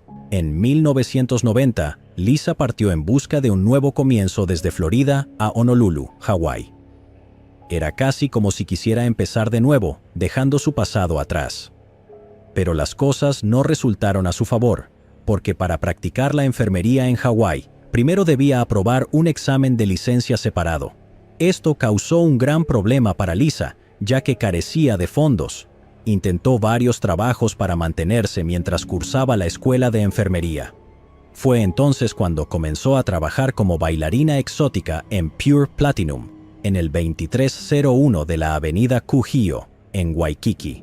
Durante este tiempo, era conocido como un club para caballeros dirigido por Conrad Maddox y era copropiedad de David Shutter. David Shutter también tenía un historial de involucramiento con el crimen organizado en muchos clubes. Durante su estancia en el club, Lisa conoció a Renee Jensen, la maquilladora asignada para las chicas. Pronto se convirtieron en mejores amigas mientras trabajaban juntas. Después de trabajar en el club durante 3 años, cambió a diferentes clubes, terminando en Exotic Paradise. Alrededor del primer mes de 1994, Lisa se mudó a la habitación 206 en el segundo piso del Aston Honolulu Prince, en el 415 de la calle Nawa, Waikiki. En abril de 1994, compartía la habitación con un compañero masculino. Apenas 3 días antes de Halloween, el 28 de octubre de 1994, Lisa pasó por la casa de Renee para dejarle una calabaza para su hija. Durante su última conversación en una llamada la noche siguiente, Lisa le mencionó a Renee sus planes para ese fin de semana. Estaba emocionada por Halloween y no había manera de que ella pudiera haber sospechado lo que iba a suceder a continuación. Lisa había roto recientemente con su novio, de 7 meses en octubre, quien aparentemente era un oficial del Departamento de Policía de Honolulu. La ruptura podría haber sido el catalizador de la cadena de eventos que ocurrirían después. Lisa dejó de presentarse al trabajo el 29 de octubre de 1994. Renunció a su trabajo mediante una llamada abrupta con su jefe, Kimsa, dueño del club Exotic Paradise. Dijo que había encontrado un nuevo trabajo y que ya no iba a presentarse más. Lisa cambió de opinión poco después y llamó al día siguiente para disculparse con Kimsa, pidiéndole que la aceptara de nuevo. Él no pensó mucho en ello, ya que era bastante común en su negocio, y la aceptó de inmediato. Lisa llegó para su turno esa noche del 30 de octubre y trabajó toda la noche. Salió del trabajo bastante tarde, alrededor de las 2 de la mañana, y esa sería la última vez que alguien la vería. El club permaneció cerrado el lunes 1 de noviembre, y al día siguiente, cuando Lisa no se presentó a trabajar, Kimsa llamó para verificar su paradero. Las llamadas telefónicas quedaron sin respuesta. El jueves 3 de noviembre de 1994, alrededor de las 12:05 de la tarde, una empleada de limpieza entró en la residencia de Lisa para asegurarse de que todo estuviera bien. Había un letrero de "No molestar" en el pomo de la puerta que estuvo allí durante varios días, según notó el personal. Después de casi 4 días sin respuesta, la empleada de limpieza entró para verificar su bienestar. Tan pronto como entró en la habitación, se encontró con una escena horripilante. Encontró a Lisa, de 37 años, estrangulada hasta la muerte en su propia cama. Lisa había sido estrangulada con un cable de teléfono que había sido enrollado alrededor de su cuello, y su boca estaba fuertemente tapada con sábanas. Había moretones por todo su cuerpo y cuello. El personal llamó a la policía para que tomara acciones inmediatas. Los investigadores del Departamento de Policía de Honolulu comenzaron una investigación de inmediato y recogieron todas las posibles pruebas de la escena del crimen. No había signos de entrada forzada al apartamento. 2 de las principales piezas de evidencia eran un preservativo usado y una colilla de cigarro. La falta de desarrollo en la ciencia forense en ese momento les impidió rastrear las muestras de ADN en ambos elementos. El cuerpo fue llevado para una autopsia, y los informes forenses confirmaron que murió la noche del 31 de octubre. La causa de su muerte fue asfixia por estrangulamiento severo. A pesar de un esfuerzo exhaustivo, ninguna de las pistas resultó, y el caso llegó a un callejón sin salida, enfriándose como granizo. La familia y los amigos de Lisa tuvieron que esperar 26 largos años para buscar justicia. El caso se reabrió en 2020 cuando la policía revisó las muestras de ADN y huellas dactilares recogidas de la colilla de cigarro y el preservativo encontrados en la escena del crimen. Las muestras fueron enviadas a Parabon Labs, una empresa con sede en Virginia que se especializa en ofrecer servicios de fenotipado a agencias de la ley. El desafío era que no teníamos la tecnología en aquel entonces cuando ocurrían estos casos. Cuando miras y lees los informes, a veces tienes que contactar a los testigos que fueron entrevistados hace mucho tiempo, porque tal vez no dijeron algo. Y a veces puede ser muy decepcionante no resolver el crimen de inmediato, pero los pocos pasos adicionales que tomas pueden ser muy importantes. El avance utilizando genealogía genética tuvo lugar bajo la atención de la renombrada genealogista genética C.C. Moore, quien resolvió el caso irresoluble. Se toman huellas dactilares con fines de identificación, por lo que pudimos identificarlos a través de las huellas dactilares. Así que, si las huellas dactilares regresan, en una secuencia de eventos solicitarían una muestra de ADN para confirmar. Comparaciones de ADN adicionales y un reexamen de las huellas dactilares dejadas en la escena resultó en la identificación de un hombre llamado Cecil H. Trent como el principal y probablemente único sospechoso en este caso. Trent nunca fue un sospechoso en la investigación inicial. Su relación con Lisa sigue siendo desconocida, pero es posible que se haya cruzado con ella alguna vez esa noche durante su trabajo como bailarina exótica hace casi 3 décadas. El Departamento de Policía de Honolulu pudo encontrar la coincidencia de una huella dactilar de Trent con una recogida del teléfono de Lisa en la escena del crimen. Su ADN también coincidió exactamente con el tomado del preservativo y la colilla de cigarro que habían sido cuidadosamente preservados todo ese tiempo. Desafortunadamente, cuando la policía investigó más sobre su pasado, encontraron que Trent murió en Honolulu en 2013 a la edad de solo 48 años debido a una insuficiencia cardíaca congestiva. Los misterios sobre este caso se han ido a la tumba con su asesino. El verdadero motivo del crimen de Trent y todas las supuestas preguntas sobre la vida y eventos de Lisa permanecerán sin respuesta para el mundo. Thomas, uno de los amigos cercanos de Lisa, compartió en una entrevista que ella era una persona cariñosa que se sentaba durante horas con personas que necesitaban ayuda. Agregó que quería ser enfermera y comenzó a bailar para poder ahorrar dinero para ir a la escuela. Pero con un trabajo regular es difícil ir a la escuela de enfermería, y una vez que te involucras en el ambiente del entretenimiento nocturno, es aún más difícil. La memoria de Lisa permanecerá grabada para siempre en las almas que tocó.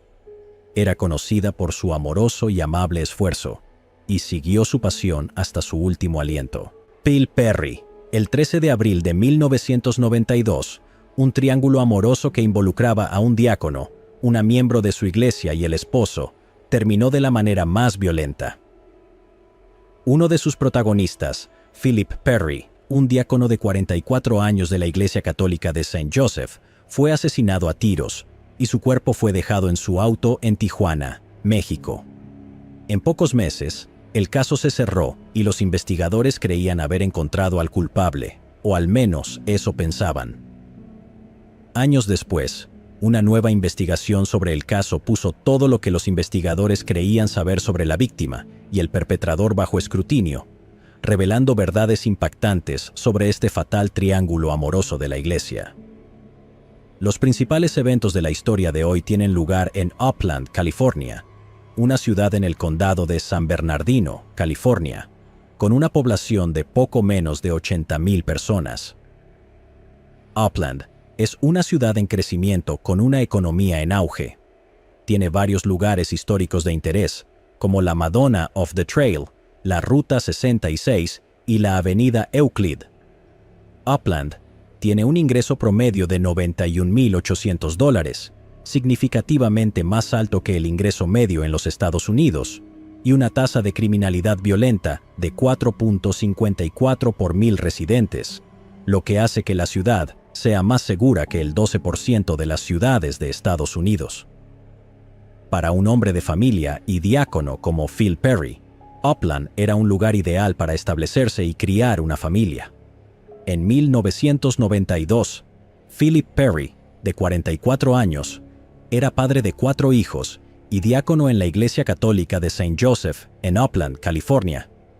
Estaba casado con Christine Perry, quien también era la madre de sus hijos. Philip, conocido por sus amigos y familiares como Phil, era un hombre amigable y compasivo, amado por sus vecinos y miembros de la iglesia. En 1991, Phil conoció a Lisa Bragg, una mujer hermosa que había comenzado a tomar clases en la iglesia. Lisa le pidió consejo a Phil sobre algunos problemas matrimoniales que estaba teniendo con su esposo Carl Bragg. Estas sesiones de consejería pronto se convirtieron en reuniones amistosas donde Phil y Lisa lo discutían todo. Para octubre de 1991, la relación de Phil y Lisa se había convertido en un romance que se fortalecía cada vez más. Para enero de 1992, Phil y Lisa se reunían regularmente en hoteles, dejándose mensajes codificados en las páginas y enviándose cartas de amor. A principios de abril de 1992, Christine Perry, la esposa de Phil, se enteró del romance de su esposo con la miembro de la iglesia. Pero en lugar de disculparse y actuar avergonzado como Christine esperaba, Phil le pidió el divorcio en marzo de 1992. Carl Bragg se enteró del romance al leer el diario de Lisa y las cartas de amor que Lisa a menudo recibía del diácono. Carl se sintió traicionado y herido por esto, así que decidió discutir el asunto con un familiar suyo llamado Sandrich. Durante la discusión, Phil le dijo a Sandrich que, si necesitaba, tenía personas que podrían ocuparse de Phil, pero Carl no se detuvo ahí. Empleó a algunos de sus asociados para seguir a Lisa y Phil y monitorear el uso de sus buzones de correos y el beeper. Sandrich se enteró de las acciones de Carl y se sintió perturbado. Le contó a un sacerdote de la Iglesia Católica de St. Joseph sobre el romance entre Phil y Lisa. En febrero de 1992, la madre de Carl le dio al sacerdote parroquial una de las cartas que Phil le había enviado a Lisa. El sacerdote confrontó a Phil sobre el romance, pero Phil negó tener alguna relación romántica con Lisa y afirmó que la relación era puramente platónica. Sin embargo, más tarde Phil le contó a Lisa sobre esta confrontación y le aconsejó que fuera más cuidadosa con su beeper y sus teléfonos, y que guardara sus cartas en un lugar seguro donde su esposo no pudiera encontrarlas. El 4 de abril de 1992, 3 años después de casarse con Carl, Lisa le pidió el divorcio. Carl, que había sabido del romance de Lisa durante meses, no estaba dispuesto a permitir que un diácono le quitara a su esposa, así que puso en marcha planes para eliminar a Phil Perry. El 11 de abril de 1992, Phil salió de casa para ir al trabajo. No regresó a casa, no llamó ni envió un mensaje. A las 9:30 de la noche, Christine aún no había recibido noticias de su esposo y decidió hablar con la policía. Le dijo a la policía que no tenía idea de dónde estaba su esposo y que no solía estar al tanto de sus movimientos. ¿Sabe dónde está su esposo? ¿Siempre le dice dónde está? Y le dije, no siempre sé dónde está. El oficial dijo, ok. Eso fue suficiente. Entendió que las cosas no estaban bien. Inmediatamente la policía supo que las cosas no estaban del todo bien con Christine y el matrimonio de Phil. Después de hacer todas las preguntas importantes, la policía presentó un informe de persona desaparecida para Phil Perry. Al mismo tiempo, Christine recibió una carta supuestamente de Phil, en la que se disculpaba por la infidelidad y le decía que se fue. La carta le parecía extraña a Christine porque Phil solía escribir con una computadora y no con una máquina de escribir, y la firma parecía extraña. La iglesia donde Phil era diácono también recibió una carta similar. El 13 de abril, el detective Emerson de la División de Homicidios de San Bernardino condujo al sur hasta Tijuana, México. Mientras conducía por una calle residencial, De repente se detuvo cuando encontró un Chrysler blanco abandonado que coincidía con la descripción del auto de Phil Perry. Emerson estacionó su auto y se acercó al Chrysler para examinarlo. Al abrir el asiento trasero, encontró el cuerpo de Phil Perry. Parecía que Phil había sido empujado y luego le dispararon por la espalda. Su cuerpo estaba doblado en el asiento trasero, con sangre salpicada por todo el asiento y la alfombra del piso. También había un casquillo gastado en el piso. Después de asegurar la escena, Emerson le pidió a la aduana mexicana que averiguara cuándo cruzó el auto de Phil la frontera de California a Tijuana y verificar la ubicación de las dos personas que él creía tenían motivos para querer a Phil muerto: la rumoreada amante de Phil, Lisa Bragg, y su esposo, Carl Bragg. Aduanas le informaría que el jeep de Carl Bragg cruzó la frontera entre Estados Unidos y México el mismo día que Phil fue reportado como desaparecido. Esto fue suficiente motivo para que Emerson llevara a Carl para ser interrogado en la comisaría de policía. Emerson comenzó a interrogar a Carl sobre su relación con Phil Perry y lo que sabía sobre el romance entre Phil y Lisa Bragg, su esposa, así como sobre la desaparición y el asesinato de Phil. Y luego me hizo un montón de preguntas sobre ¿sabes Phil Perry y Lisa y lo que yo sabía sobre su asesinato y su desaparición? En ese momento, yo estaba diciendo... La respuesta de Carl a todas las preguntas que le hicieron fue que no sabía nada sobre la desaparición o el asesinato de Phil. Mientras tanto, la policía había obtenido una orden para registrar la casa y el negocio de Carl. La búsqueda reveló un alijo de cartas de amor de Phil a Lisa. En este punto, Carl agregó que había encontrado las cartas y enfrentado a Phil al respecto. Durante esta confrontación, Phil negó tener una aventura con Lisa. Afirmó que Carl había malinterpretado las cartas y que el amor que compartía con Lisa era un amor espiritual de hermandad cristiana, un amor espiritual. Pero Carl no creyó la historia de Phil. Phil negó todo, incluso cuando le dije que tenía las cartas. Él dijo: No, no es lo que piensas. Es un amor espiritual de hermandad cristiana. No es lo que estás pensando. Estás pensando en la lujuria de la carne, y nosotros tenemos un amor espiritual. En las cartas, Phil y Lisa se referían a estar en una habitación de hotel donde hacían el amor y otros detalles íntimos de su relación. Leer estos detalles enfureció y lastimó mucho a Carl. Dos de las personas en las que más confiaba en el mundo lo habían traicionado de la peor manera posible. Mencionaron que estaban en una habitación de hotel y que hacían el amor. Fue en detalle. Estaba enojado. Estaba herido, principalmente más herido que enojado. Estaba herido porque confiaba mucho en este hombre. Carl consideraba a Phil como un amigo cercano y un mentor espiritual con quien podía hablar de cualquier cosa. A pesar de las negativas de Carl, el detective Emerson creía tener suficiente evidencia para acusarlo de asesinato. Pero había un problema. La coartada de Carl era sólida. En primer lugar, Carl nunca había estado en México en su vida.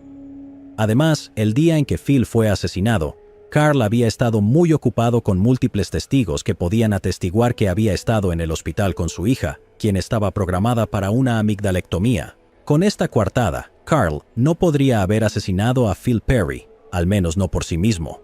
Así que el detective Emerson decidió rastrear los pasos hasta el estacionamiento de la iglesia, donde Phil Perry fue visto por última vez con vida, en la iglesia católica St. Joseph, en Upland, California. Emerson entrevistó a testigos presenciales que afirmaron que la última persona con la que Phil había interactuado antes de desaparecer fue una mujer hispana desconocida y de baja estatura. La mujer se acercó a Phil pidiendo un par de cables de arranque para arreglar su auto. Phil tomó los cables de arranque y fue con ella a ver su auto. Unas horas más tarde, la mujer devolvió los cables de arranque, pero Phil no estaba por ninguna parte. El detective Emerson creía que esta mujer podría haber sido la cómplice de Carl. El problema era que nadie parecía poder identificarla. Incluso el sacerdote dijo que nunca la había visto antes y no tenía idea de quién era. Scott apareció en mi casa. Scott Harrison, como sea que se apellide. Emerson no podía sacudirse la persistente sensación de que esta mujer misteriosa había ayudado a Carl a secuestrar a Phil, pero sin forma de identificarla. Esta teoría quedaría en el fondo de su mente durante la próxima década, acumulando polvo. Para 1993, el caso Perry se había enfriado, ya que todas las pistas prometedoras anteriores se secaron. Sin embargo, Russell Perry, el hijo de Phil, no podía dejar el asunto hasta que se hiciera justicia con los asesinos de su padre. Constantemente acosaba a la policía para que reabriera la investigación, hasta que la unidad de casos sin resolver del departamento del sheriff del condado de San Bernardino lo reabrió. En 2001, el detective Phil Emerson, quien formaba parte de la unidad de casos sin resolver, por fin recibió la pista que necesitaba para resolver la misteriosa muerte de Phil Perry. Una mujer contactó al Departamento de Homicidios de San Bernardino con pruebas sólidas. Afirmó que su nombre era Liz Minor, la hermanastra de Carl Bragg. Ella era la misma mujer hispana de baja estatura que había pedido prestados los cables de arranque a Phil aquel fatídico día. Liz afirmó que Carl la había empujado a organizar una reunión con Phil. Según ella, el estudiante universitario Scott Harrison, el mejor amigo de Carl, apareció en su casa el 13 de abril de 1992. Juntos condujeron hasta el estacionamiento de la iglesia católica St. Joseph, ya que Liz había programado una cita de consejería con Phil, quien también era su pastor. Mientras tanto, Carl había organizado todo esto para que ocurriera el mismo día en que tenía que llevar a su hijastra al hospital para una amigdalectomía, creando una coartada para sí mismo. Mientras Scott permanecía en el auto, Liz se acercó a Phil para su reunión. Después de la reunión, Liz le contó a Phil sobre los problemas con su auto y le pidió unos cables de arranque. Phil y Liz fueron a su camioneta para buscar los cables. Mientras tanto, Scott había movido el auto de Liz alrededor de la esquina, fuera de la vista de la iglesia. Mientras Phil y Liz estaban junto a la camioneta hablando, Scott saltó del auto y se puso al lado de Phil. En este punto, Liz afirmó que estaba asustada porque ni vio ni esperaba que Scott apareciera tan repentinamente. Y lo siguiente que sé es que Scott estaba parado al lado de Phil y yo me asusté. Porque me asusté, no esperaba que apareciera. Liz luego afirmó que Scott, al estar al lado de Phil, le dijo a Phil que se callara porque llevaba una pistola. Scott entonces tapó la boca de Phil con cinta y lo forzó a entrar en el asiento trasero de la camioneta. Le dijo a Phil que se callara, y él tenía una pistola. Scott tenía una especie de cinta adhesiva o algo así, y la puso en la boca de Phil y lo metió en el asiento trasero. Scott me apunta con el arma. Lo siguiente que Liz escuchó fue un fuerte estallido que le lastimó los oídos. Scott había disparado con un revólver Magnum 357, golpeando a Phil en la parte superior de la espalda. Y me dice, entra al auto. Y lo siguiente que sé es que escucho un sonido estruendoso en el auto. Me duelen los odios y yo hago, ¡ah! Y salto. Y él me dice, solo conduce. Los investigadores luego descubrieron que la bala había salido por su cabeza, matándolo en el acto. Liz, en pánico, comenzó a jadear y a llorar diciendo que quería irse a casa. Estoy temblando, no sé qué hacer y estoy como que, necesito irme a casa. Pero Scott le ordenó que saliera del estacionamiento y la dirigió a un condominio perteneciente a Carl, donde dejaron el auto con el cuerpo dentro. Después, llamaron a Carl para decirle que el trabajo estaba hecho. A la mañana siguiente, Carl llevó a Liz, Scott y a Rob Minor, el esposo de Liz, a un desayuno copioso. Carl luego envió por correo las 2 cartas falsificadas que Christine, la esposa de Phil, y la iglesia católica St. Joseph habían recibido después de la desaparición de Phil. Liz luego huyó a Utah con sus hijos. Después de esta confesión, la policía arrestó a Liz bajo el cargo de asesinato. Luego invitaron a Carl Bragg para otra ronda de interrogatorios. Sabes, no lo maté, y no voy a admitir que maté a alguien cuando no lo hice. ¿Qué pensabas que iba a pasar? Solo asustarlo. ¿Cómo iban a asustarlo? Con esto, es decir, Scott se supone que debía decirle que se alejara o si no. Ajá. Ya me dijiste eso. Siempre supiste que Scott tenía una pistola, así que probablemente sabías iba a llevarla para asustar a Phil, ¿cierto? Es una suposición segura, pero no creí que él... No estoy diciendo que tú supieras que él haría eso, pero... Sé con certeza que Scott Harrison llevaba una pistola todo el tiempo. Para el año 2001, Carl Bragg había cambiado su nombre a Carl D. Thomas, alegando que quería distanciarse de su padre, un conocido abusador. Sin embargo, había tenido problemas legales a lo largo de los años, incluyendo ser arrestado por evasión de impuestos y un esquema de robo de autos donde vendía autos robados con papeles falsos. Con la nueva evidencia del testimonio de Liz, los investigadores de casos sin resolver llevaron a Carl para interrogarlo. Durante la entrevista, Carl afirmó que la única razón por la que envió a Scott y Liz tras Phil fue para que pudieran amenazarlo y que terminara su aventura con la esposa de Carl, Lisa. Cuando la policía le preguntó si Carl sabía que Scott estaba armado y probablemente usaría la pistola durante la supuesta confrontación, Carl dijo que aunque sabía sobre la pistola, no esperaba que Scott la usara. Pero lo que me estás diciendo, realista y honestamente, es que sabías que Scott estaba armado, o siempre estaba armado, y le dijiste que fuera a golpear a Phil. La policía no se creyó eso.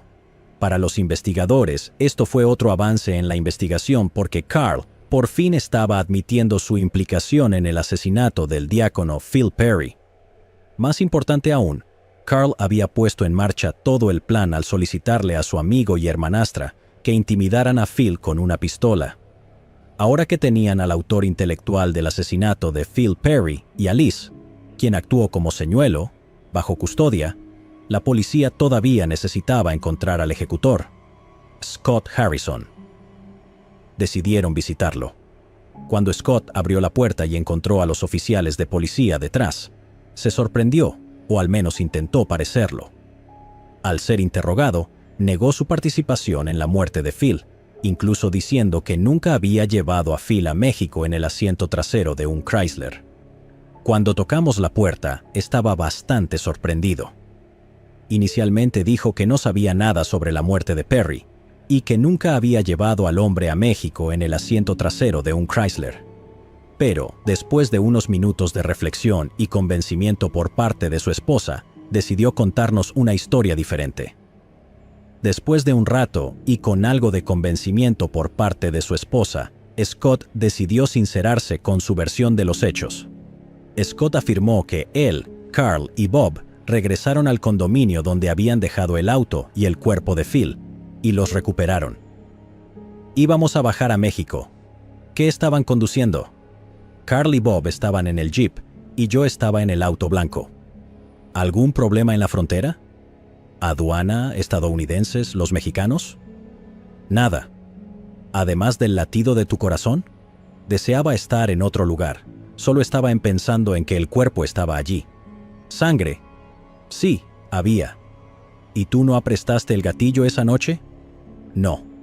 Luego condujo el Chrysler blanco con el cuerpo de Phil aún adentro, mientras Carl y Bob lo seguían de cerca en el jeep de Carl. Cuando llegaron a Tijuana, México, dejaron el auto en la calle y regresaron a los Estados Unidos en el jeep de Carl. Scott también afirmó que, aparte del latido acelerado de su corazón y su deseo desesperado de estar en otro lugar, el viaje fue tranquilo, sin problemas con la aduana en la frontera.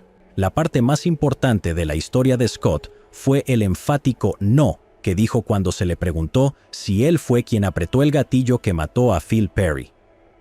Sin embargo, la negación de Scott no convenció a los detectives de cambiar su creencia de que él fue el ejecutor. Michael Ramos, de la oficina del fiscal del distrito de San Bernardino, presentó cargos de asesinato contra Scott Harrison, Carl D. Tomaso y Liz Minor bajo las circunstancias especiales de acecho y secuestro contra Carl D. Tomaso, Scott Harrison y Elizabeth Minor. En 2002, mientras Carl, Scott y Liz estaban bajo custodia, Michael Ramos se centró en Liz. A cambio de testificar contra Carl y Scott, Liz se declaró culpable de homicidio involuntario y secuestro y recibió una sentencia de 11 años. Por otro lado, Carl y Scott optaron por ir a juicio. No quería que mataran al hombre. Nunca ordené que mataran al hombre. Yo no lo maté. Le dije a alguien que hablara con él, no que lo matara. La defensa de Carl mantenía que no tenía intención de enviar a personas tras Phil para matarlo. Solo quería que lo asustaran. Pero el Estado argumentó que estacionarse en un área oscura, armado con una pistola y usando cinta adhesiva para cubrir la boca de Phil, mostraba que tenían la intención de matarlo. Se estacionaron en un área oscura. Scott Harrison estaba escondido en un área oscura. Llevaron la cinta para ponerla sobre su boca. Él tenía una pistola con él. Y cuando llevas esos tipos de artículos simplemente para asustar a alguien, eso no tiene sentido. No, ellos estaban allí para atraerlo y matarlo. El jurado estuvo de acuerdo con el caso de la fiscalía y declararon a Carl DiTommaso culpable de asesinato en segundo grado. El juez lo sentenció a 15 años a cadena perpetua. En julio de 2005, Scott Harrison fue a juicio. Su defensa fue que los dos testigos clave del Estado, Carl y Liz, no eran creíbles. Esta defensa funcionó, y después de deliberar durante una semana, el jurado absolvió a Scott. Según uno de los jurados, Warren Giles, no había pruebas suficientes de que él realmente disparara. Después de cumplir 15 años en la prisión estatal de Ironwood, Carl solicitó libertad condicional en 2016, pero le mintió a la Junta de Libertad Condicional sobre obtener un título de MBA, que resultó ser un título falso que había comprado. También presentó un diploma falso a la Junta de Libertad Condicional. La Junta decidió que Carl intentaba cometer fraude, por lo que le negaron la libertad condicional. La familia de Phil Perry ha seguido adelante y ha aceptado su pérdida. En abril de 2014, Russell Perry, uno de los hijos de Phil Perry, habló durante la Semana Nacional de los Derechos de las Víctimas de Crímenes en el Centro de Gobierno del Condado de San Bernardino. Russell, ahora abogado, dijo: «Obviamente, no fue la resolución que habría preferido, pero este es el sistema que tenemos en marcha. Sin él, sería anarquía. Sabemos que cuando se trata de asesinato, nunca se puede encontrar una resolución verdaderamente justa. Nuestros seres queridos nunca podrán ser devueltos a la vida. Es un dolor que los familiares tendremos que soportar el resto de nuestras vidas». Bonnie Baker. Era lunes, 29 de junio de 1998. Bonnie Baker, de 47 años, había estado trabajando más allá de su turno en el restaurante The Fort en Morrison, un suburbio de Denver, Colorado. Más tarde esa noche, cuando Bonnie casi había terminado su turno, el gerente del restaurante le ofreció un aumento de sueldo. Ella dejó el restaurante poco después con una gran sonrisa en su rostro. Unas horas más tarde, ese mismo día, Bonnie y sus seres queridos se reunieron en el tráiler de un amigo para celebrar el aumento. Crespen Nene Pérez, el novio de 36 años de Bonnie, también estaba en la fiesta. Pero había alguien que no estaba realmente feliz por esta celebración. Como Bonnie tuvo que irse de la fiesta antes de lo esperado, sus amigos la felicitaron una vez más y se despidieron, sin saber que esa sería la última vez que la verían. Al día siguiente, Bonnie fue reportada como desaparecida. La misteriosa desaparición de Bonnie nos lleva de vuelta al verano de 1998 en la ciudad natal de Bonnie, Denver. Denver es una ciudad consolidada y condado, la capital y ciudad más poblada del estado de Colorado, en los Estados Unidos. Famosa por su colección de museos de clase mundial, cervecerías de primera categoría y lugares históricos, Denver es uno de los mejores destinos turísticos. Su ubicación en las montañas rocosas ofrece una puerta de entrada a una variedad de actividades al aire libre, como el esquí y el snowboard. Sin embargo, también hay riesgos asociados con la ciudad. Denver ocupa un lugar notablemente bajo en cuanto al bienestar de sus ciudadanos, siendo más segura que solo el 1% de todos los vecindarios de Estados Unidos. Denver es considerada una de las ciudades más peligrosas del país, con una probabilidad de 1 en 103 de ser víctima de un crimen violento. Y en esta peligrosa ciudad es donde tuvo lugar el trágico caso de Bonnie. Bonnie Lee Baker nació el 4 de febrero de 1951, hija de Wanda Elizabeth Baker y Arthur Andrew Baker. Aunque no se sabe mucho sobre los primeros años de vida de Bonnie, en 1998 ella ya tenía un hijo, José, y ambos vivían en Denver. En ese momento, Bonnie trabajaba en el restaurante The Fort, en la carretera 8 en Morrison, donde también conoció a su novio, Crespen Nene Pérez, unos meses antes. Aunque llevaban menos de un año saliendo, el tiempo que pasaban juntos trabajando en el restaurante los había acercado mucho. Bonnie compartía un apartamento con Pérez en Denver, y su hijo José solía visitarlos con frecuencia. A pesar de que Pérez no era el padre de José, este intentaba ser acogedor con Pérez, pero algo no cuadraba con él. José y Pérez no se llevaban exactamente bien, pero como Bonnie era importante para ambos, mantenían una relación pacífica. Por otro lado, Bonnie tenía sus propias luchas secretas. Estaba lidiando con una grave adicción a las drogas y en ese momento estaba tratando de mantenerse limpia. Caer en la tentación nuevamente podría haberla hecho retroceder al punto de partida, por lo que Bonnie se esforzaba por mejorar cada día. El lunes 29 de junio de 1998 fue un día ocupado para Bonnie en el restaurante The Fort. La gente llegaba en grandes cantidades y Bonnie tuvo que trabajar un par de horas extra. Cuando estaba a punto de irse después de completar su turno, su gerente le dio una buena noticia.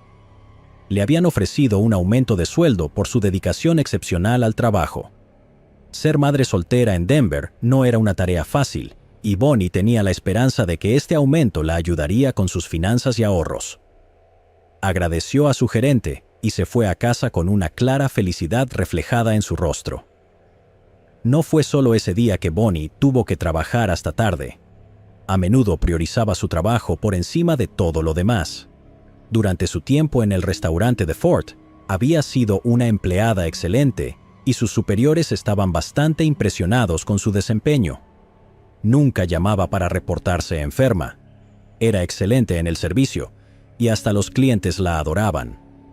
Era una mujer trabajadora y saber que sus esfuerzos no pasaban desapercibidos la hacía sentir apreciada, aunque lo mismo no se podía decir del novio de Bonnie. Desde que Pérez comenzó a trabajar en el restaurante The Fort el 29 de julio de 1997, era evidente que no era el empleado más leal. Pérez había faltado al trabajo en múltiples ocasiones, había sido advertido sobre sus acciones, pero esas advertencias no significaban nada para él, y de este modo tuvo que enfrentar las consecuencias.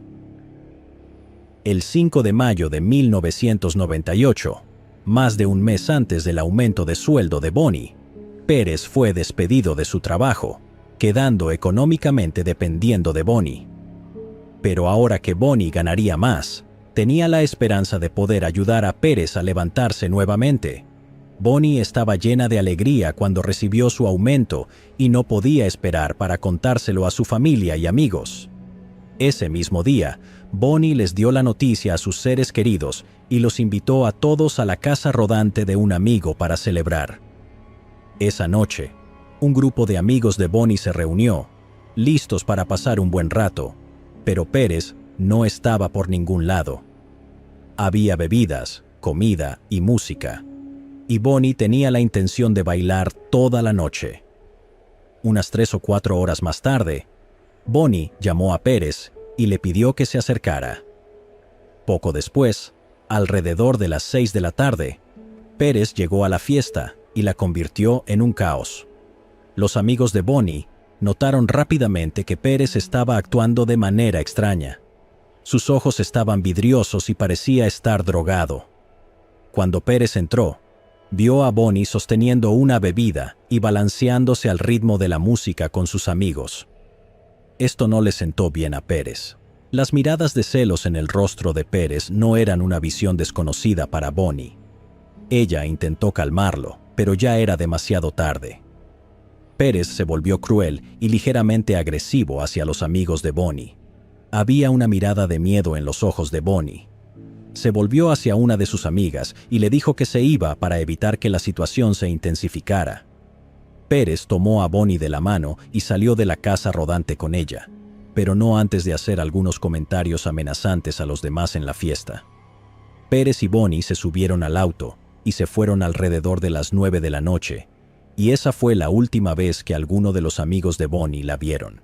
Aproximadamente a las 12:57 de la madrugada del 1 de julio de 1998, el Departamento de Policía de Denver recibió varias llamadas al 911 de una mujer anónima que informó que una mujer había sido asesinada. Los detectives rastrearon rápidamente estas llamadas y descubrieron que provenían de un teléfono público en la avenida West 5 y Santa Fe Drive.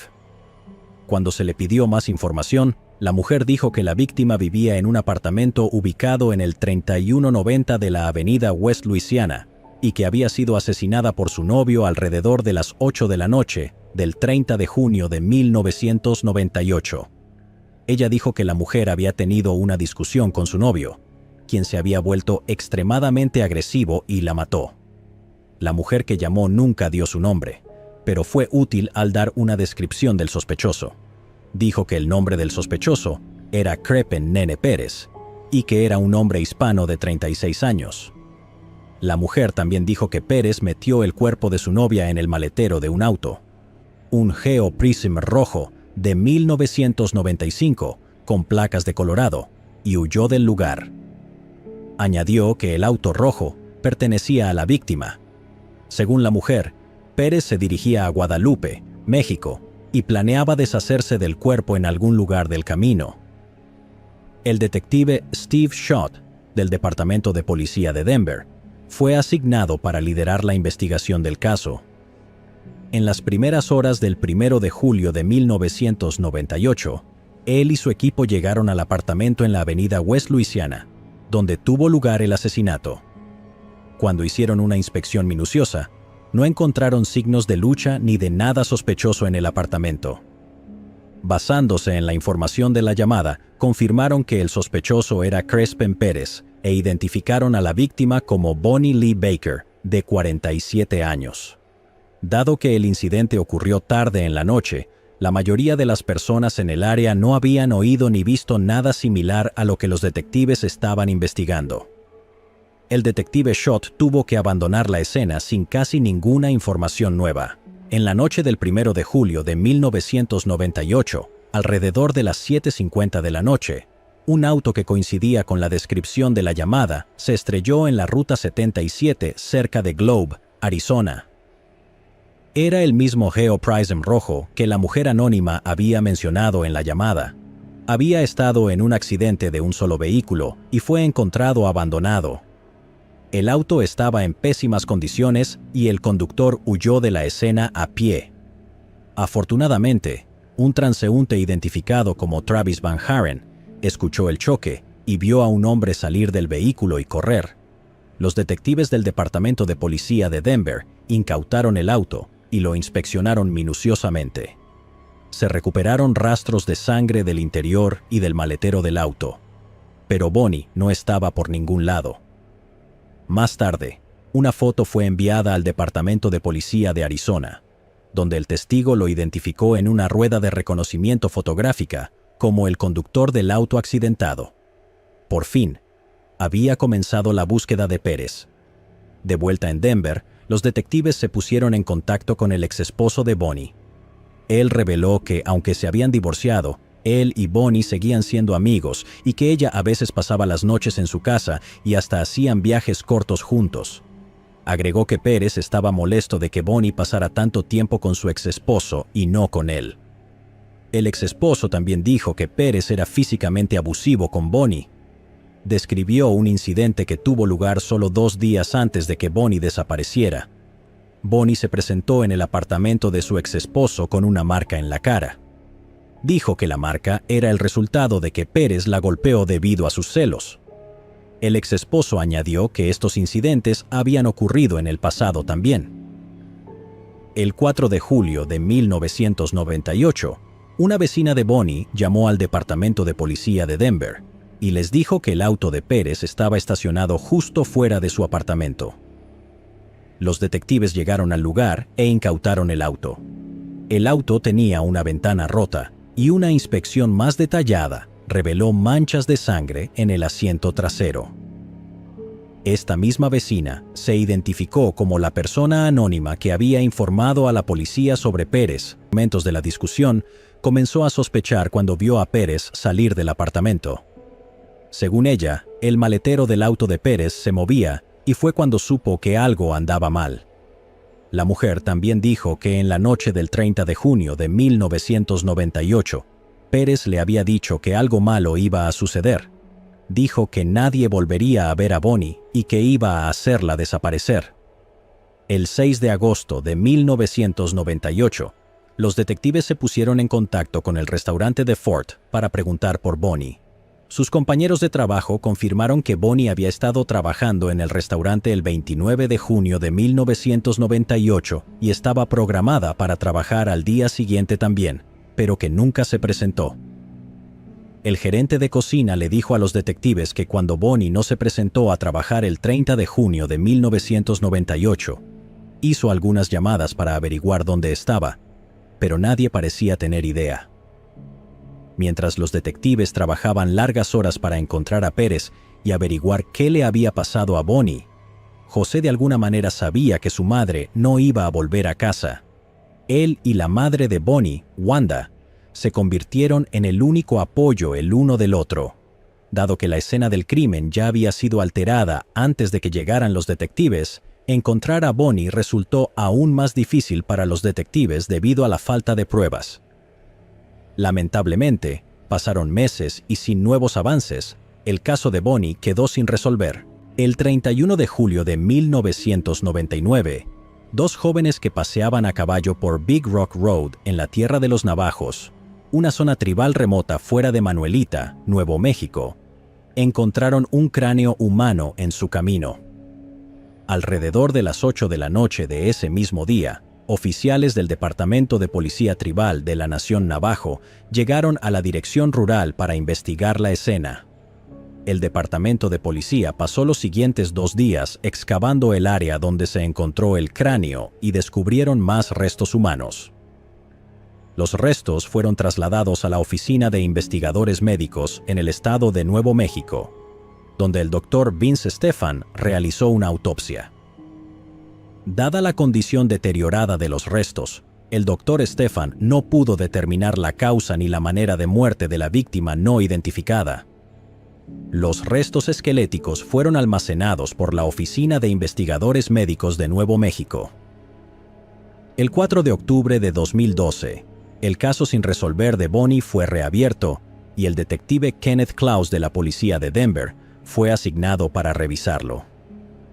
Tratando de encontrar las piezas faltantes, el detective Klaus comenzó a examinar varios casos de Jane Doe no identificadas y contactó al agente especial del FBI John Fortunato en Gallup, Nuevo México, para discutir la desaparición de Bonnie y determinar si los restos que fueron encontrados en Nuevo México en 1999 pertenecían a ella. El agente Fortunato informó al detective Klaus que esos restos estaban almacenados en Albuquerque, Nuevo México. Sin perder tiempo, el detective Klaus se puso en contacto con funcionarios tribales navajos y la Oficina de Investigadores Médicos de Nuevo México para transferir muestras de esos restos esqueléticos al Laboratorio de Criminalística de Denver. Pronto, Eric Duval realizó un análisis de ADN comparando esas muestras con las muestras conocidas de Bonnie Baker y determinó que había un 99,99% de certeza de que los restos descubiertos en Nuevo México en 1999 pertenecían a Bonnie Baker. El 12 de diciembre de 2012, el detective Klaus viajó a Albuquerque, Nuevo México, para adquirir otras muestras de los restos de Bonnie. Un poco más de un mes después, el 25 de enero de 2013, el médico forense del condado de Arapahoe, Dr. Michael Doberson, realizó una segunda autopsia de los restos de Bonnie. Después de examinar los restos durante más de una semana, el Dr. Michael Doberson declaró el 6 de febrero de 2013 que la causa de la muerte de Bonnie había sido confirmada como violenta debido a causas indeterminadas, y estaba seguro de que la manera de la muerte podía clasificarse como homicidio. José, el hijo de Bonnie, fue informado de estos drásticos desarrollos en el caso de su madre, y así, 15 años después de la desaparición de Bonnie, sus restos fueron enterrados en el cementerio de Maywood, Nebraska. El detective Klaus pasó los siguientes meses entrevistando nuevamente a los testigos para que confirmaran sus declaraciones originales. Las grabaciones de las llamadas al 911 del 1 de julio de 1998 se reprodujeron nuevamente para los testigos, y la mujer que hizo las llamadas aseguró que todo lo que dijo en esas llamadas años atrás era preciso. Con esta ronda de entrevistas y la evidencia forense en el caso de Bonnie, los detectives llegaron a la conclusión de que Crespin Nene Pérez mató a su novia Bonnie Lee Baker la noche del 30 de junio de 1998 y ocultó su cuerpo en una tumba poco profunda en tierras tribales navajas al día siguiente. Basados en la evidencia en el caso de asesinato de Bonnie, los detectives determinaron que había suficiente evidencia para arrestar a Pérez, quien se supo que vivía en León, México, y trabajaba en una tienda de muebles. Dado que Pérez estaba al otro lado de la frontera, obtener una orden de arresto para él no fue una tarea fácil, pero Pérez fue arrestado el 5 de agosto de 2020 por las autoridades mexicanas. Crespin Nene Pérez fue extraditado a los Estados Unidos después de su captura. Una audiencia preliminar se llevó a cabo el 27 de enero de 2021. El Departamento de Policía de Denver lo acusó de asesinato en primer grado y secuestro en segundo grado de Bonnie Baker. Un año después, Pérez se presentó en todas las audiencias hasta que se declaró culpable de asesinato en segundo grado el 25 de marzo de 2022. El juicio para decidir la sentencia de Pérez tomó 2 meses más. El 3 de junio de 2022, el juez de la Corte del Distrito de Denver, Eric Johnson, sentenció a Crespin Nene Pérez, de 58 años, a cumplir una condena de 20 años de prisión por el homicidio de su novia, Bonnie Lee Baker, en el caso de violencia doméstica de 1998, quien tenía 47 años cuando fue asesinada. José, hijo de Bonnie, estuvo presente en la sentencia y se emocionó al recordar a su madre. Después de 24 años de incertidumbre, el dolor y sufrimiento de José por fin habían llegado a su fin. Aunque no todas sus preguntas fueron respondidas, saber que Pérez estaría encarcelado durante las próximas 2 décadas le brindó cierto consuelo. José llevaba un botón con la foto de secundaria de su madre para honrarla. José compartió cómo Bonnie no solo fue una madre para él, sino también para otros niños en su vecindario. Antes de irse, José llamó a Pérez un monstruo egoísta que no podía soportar compartir a Bonnie con nadie más. Debido a Pérez, José tuvo que vivir sin el amor y el cuidado de su madre. A pesar de que el padre de Bonnie murió en 1989, su madre Wanda vivió otros 11 años después de su desaparición, lamentando su pérdida hasta su muerte en 2009. Lo más trágico fue que Wanda nunca vio que su hija obtuviera justicia. Beth McCann, fiscal de distrito de Denver, describió el caso de Bonnie como uno de los más difíciles de resolver. Indicó que, aunque la justicia se retrasó, nunca le fue negada. Agradeció al Departamento de Casos sin Resolver, al Laboratorio Criminalístico de Denver, al FBI y a otras agencias por su trabajo excepcional. Aunque Pérez fue identificado temprano en la investigación, los detectives tardaron años en confirmar su culpabilidad y determinar su paradero.